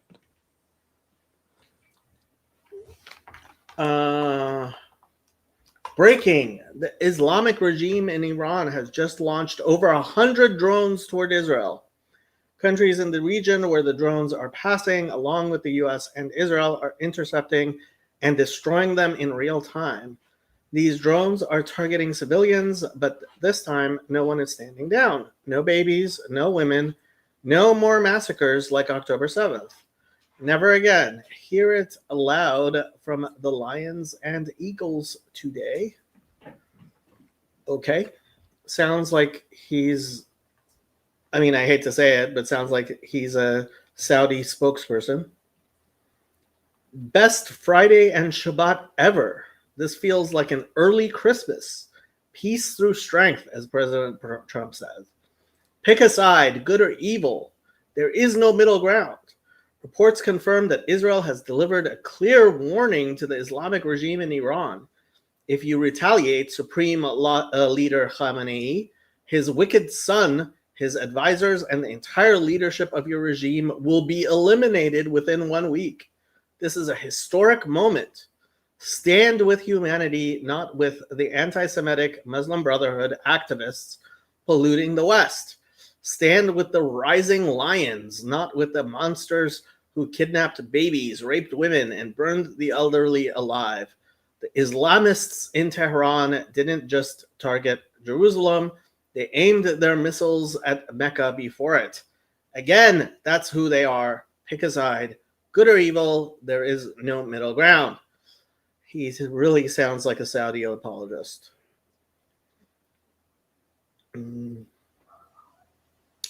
Statement from the Foreign Ministry of the Islamic Republic of Iran. The aggressive actions of the Zionist regime against Iran could not have been carried out without coordination with and approval of the United States. Well, they're right. Thus, the U.S. government, as the main supporter of this regime, will be held responsible for the dangerous consequences of Israel's adventurism. That's a fun word to end on. Adventurism? Yeah. Yeah, I'm usually a fan of adventures. So, yeah. What do you think about war, Ethan? What do I think about war? I mean, the rabbi I follow is pretty pro nonviolence, even to death. So it gets tricky because I'm not in any position of war, like as myself. So like personally, I'm able to practice nonviolence, but I also am not, like, I don't run a country. I've also never voted though, so I'm only just kind of passing through this place. But I'm very conflicted. What I think is I'm very conflicted. I have incredibly conflicting feelings.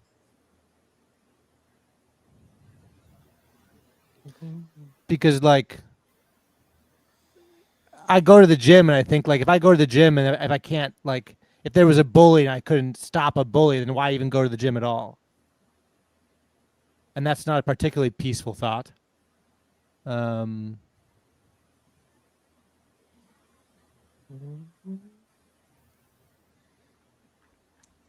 can see why you think this guy's a Saudi spokesperson.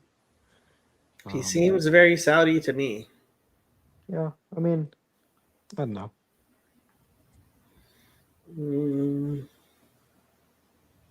From the UAE.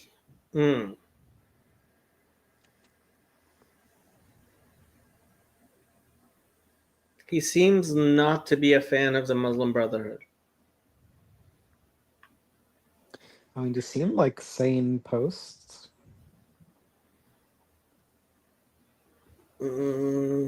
Maybe. Hudson Institute.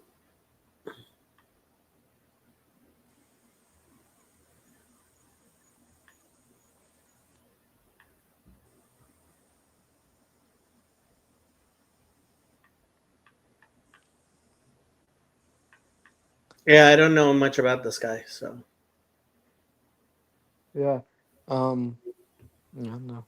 I don't think it's AstroTurf. Well, actually, works for the UAE. Is that what, 56,000 followers? Might be AstroTurf. He has like 600 and some thousand.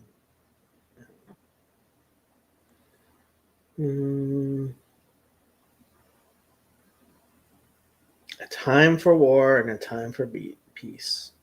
Yeah. Is there any Time place in the Talmud that talks about war? What? Is there any place in the Talmud that talks about war? The Talmud is pretty long, and it talks about almost everything.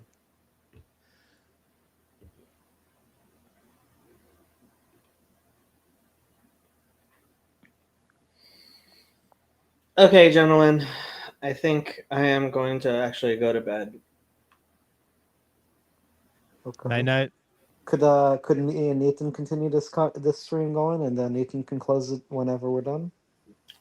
Ethan doesn't have access to my computer, so no. Okay, I am going to end with our usual. I'm going to use host's prerogative to put the Reverend Parcells to bed because he does need to get up in the morning. Sorry, Reverend. Thank you. But before he goes, I have a question.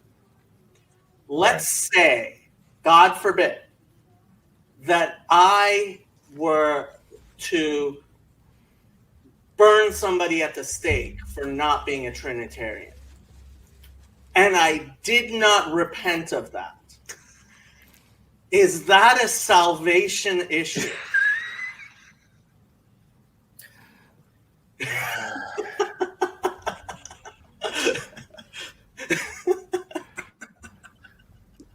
Sometimes Jacob takes that devil's advocate thing too Isn't there a far. proverb that says something like "Don't answer a fool according to his folly."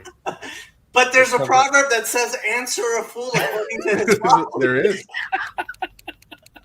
Exactly right. I'm going to leave it to you guys to determine, which of those was applicable in this situation as I go. So, but anyhow, good. Thank It was you, good Reverend. to Thank chat you. with you all. Thank you. Good night. The